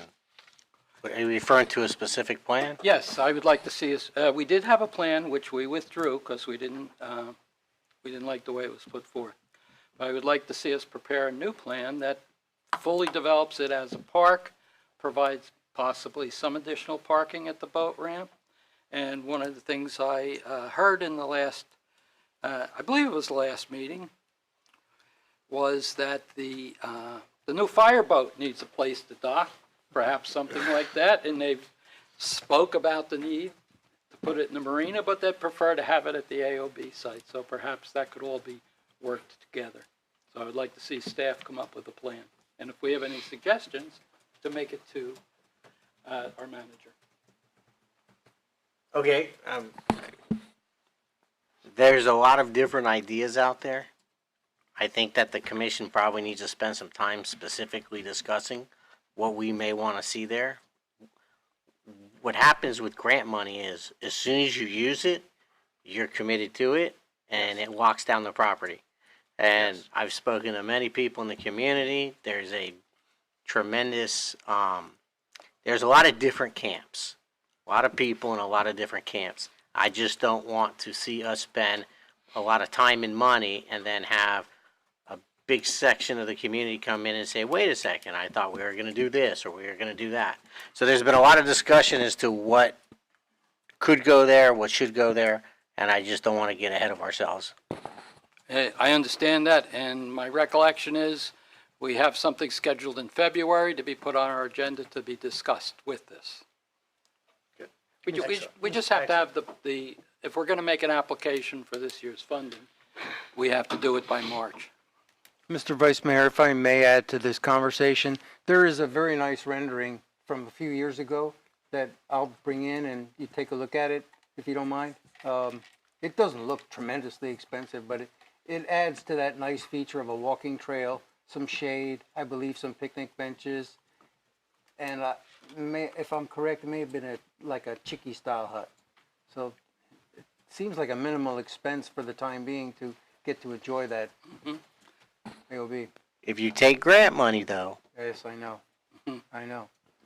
So there's a difference between a little bit of money, just have it as some kind of little park or passive park, taking grant money. That's different. It's understood. Last year, we approved a certain amount of funds to upgrade it in the interim. Shade shelter is there. Concrete's been poured for picnic tables. And that was all in accordance with the previous plan to develop a waterfront park. And I think we should just bring that project to fruition. As you have said, Commissioner McGurk, this has been around for a long time. And it's been around for a long time. And it's time to fish or cut bait. They could do it there.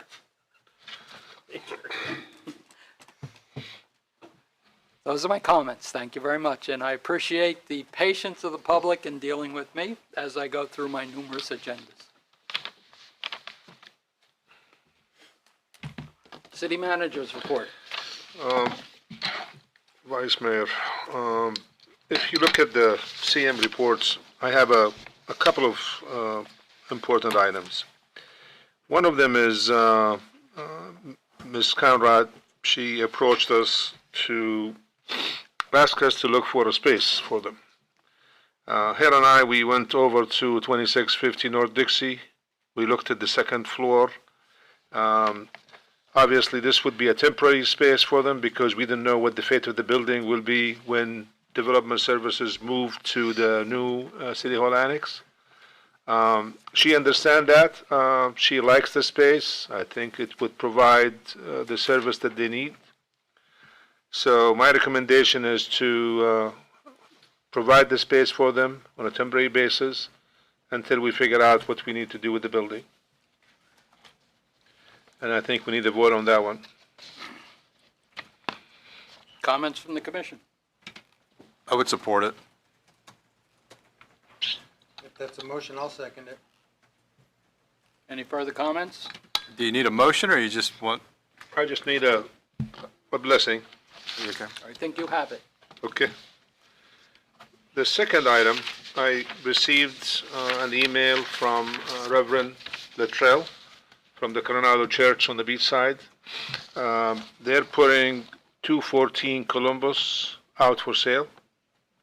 He's just making us aware of it. And I told him that I'll bring it up to the commission. Staff recommendation, if we are looking for any parking within the beach side, probably this would be, it's right abuts our Coronado Civic Center. It abuts the parking that we have in that area. I think it would add some value to it. So staff recommendation is to at least just give the staff some direction to proceed with the purchase, not to purchase, but to look into it. Is there, can you provide a contact that we can reach out to so we can take a look, walk the property or something? Absolutely. Great, thank you. I believe in the manager's report, there was a good sketch in there that shows what's going on, but yeah, personal inspection is always the best way. Mr. Manager, do you know how many spaces it might provide? At this point, I don't, because I don't know exactly what they are selling. I'm just looking for you guys to give us some direction, and then I will look into it and come back to you with some specifics. Yeah, my understanding is the house is on a large size lot, but they're looking to replat it to exclude some of the vacant land. But if we're going to enter into negotiate or discussions about it, we may want to try to save some of that money to get a larger piece. So I would certainly support that. And for the record, that is the church I attend. So just so it's on the record. Okay, so am I getting some to look into it? Yes. Yes. The third item is I received a phone call from Mike Williams informing the city that the Minerva Center is up for sale. Their asking price is $250,000. At this point, from a staff point, we have no use of the building. The building is old, probably needs some work as well. But I told him I'll bring it up to the commission to see if the commission is interested to at least just look into it. We don't have any money for this. The 214 Columbus, if the city commission decides to buy it, that would be coming from the parking fund. Because the parking fund, based on the parking task force recommendation at the time, it was that the money will be used for parking initiative, which means purchasing properties or any parking spaces.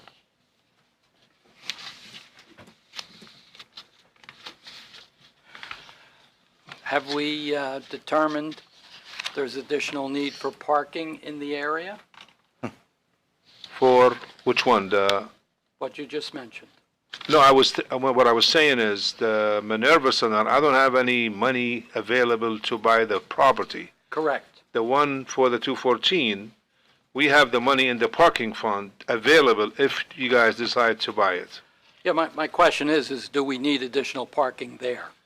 Well, at this point, I think we need it, and the future coming, I think we need it even some more. Well, I have no problem with you looking into it to get us some more details on it. I would just like to see any properties out there, if they become available, to be used towards affordable housing, whether it be by private individuals, private entities such as religious organizations, as opposed to putting in a parking lot that we don't need. I think we got to really just keep increasing our housing stock for that type of use. Well, I mean, it's previously they were saying the city needs to look for vacant properties for surface parking, and they asked us to bring it back to them and make them aware, so that's what we're doing. I have no problem with you looking into it. Okay. Rest of the commission? I don't think we have a parking problem in that area. It's a lot of money, but it's not going to hurt to get any more facts. And well, thank you on that one. And then the water conference on the water quality in the city of Edgewater would be in February the 8th. Staff will be available there. You guys you were invited to attend the conference. City staff will make a short PowerPoint presentation as well as other cities talking about water quality and so forth. I do plan to attend that.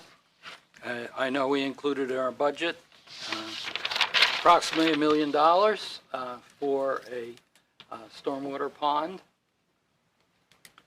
I would like us to be ready to push for that and push for any funding, and prior to that meeting, get our ducks in a row so they can go in that pond and swim in clean water.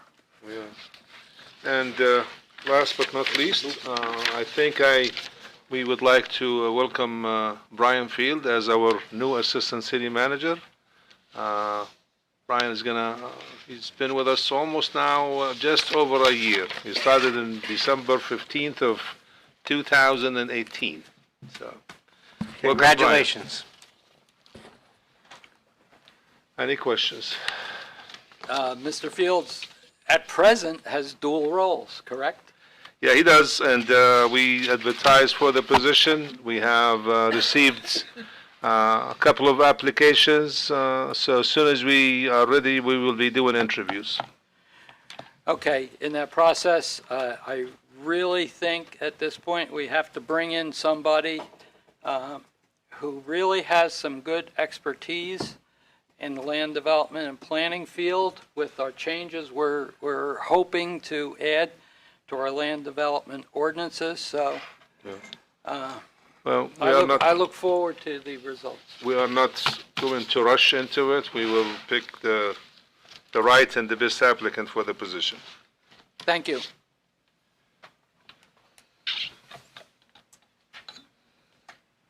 Anything further?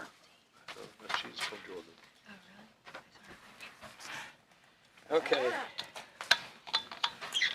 Do we have a report from the city attorney? No report tonight. Thank you. City clerk? Yes, I have one thing that I'm asking for a motion on, possibly for the youth council. They have selected their members. It is the same exact members, same exact chair and vice chair from last year. And so we usually get commission approval on that, as well as in that motion. When we first started discussing a resolution for the Charter Review Committee, Commissioner Hartman had suggested taking one of the members from the Youth Council and having them serve as an ex officio member on the Charter Review Committee. And it was kind of taken out of the resolution, left alone, but I'd still like to have one do that. We do have 2 volunteers. They're discussing it amongst themselves, so I wanted to see if I can get approval for the members this year, and also approval for one of those members to serve on the Charter Review Committee as a non-voting member. Need a motion? Yes, please. I'll make that motion. Second. Okay. Any further discussion? I've attended a charter review thing. It's quite in-depth, and I hope they're prepared to catch up at the halfway point. Mr. Vice Mayor, just a question for Yes. council. That's allowed, correct? Is anybody prepared to offer a motion on that? We did. We did. And did we second it? Yes. Please take the roll. Commissioner Sacks? Yes. Vice Mayor Colodey? Yes. Commissioner McGurk? Yes. Commissioner Hartman? Yes. Thank you. And the last thing I have was to welcome Jerry Hall as our new Assistant City Clerk. Thank you, Jerry. Congratulations. Congratulations. Hello. I didn't see you sitting over there. It's the opposite. Yeah. It's more than his mustache. Okay, unless I'm incorrect, I think we've covered the agenda completely. Thank everybody for attending. We're closed. Good job, Vice.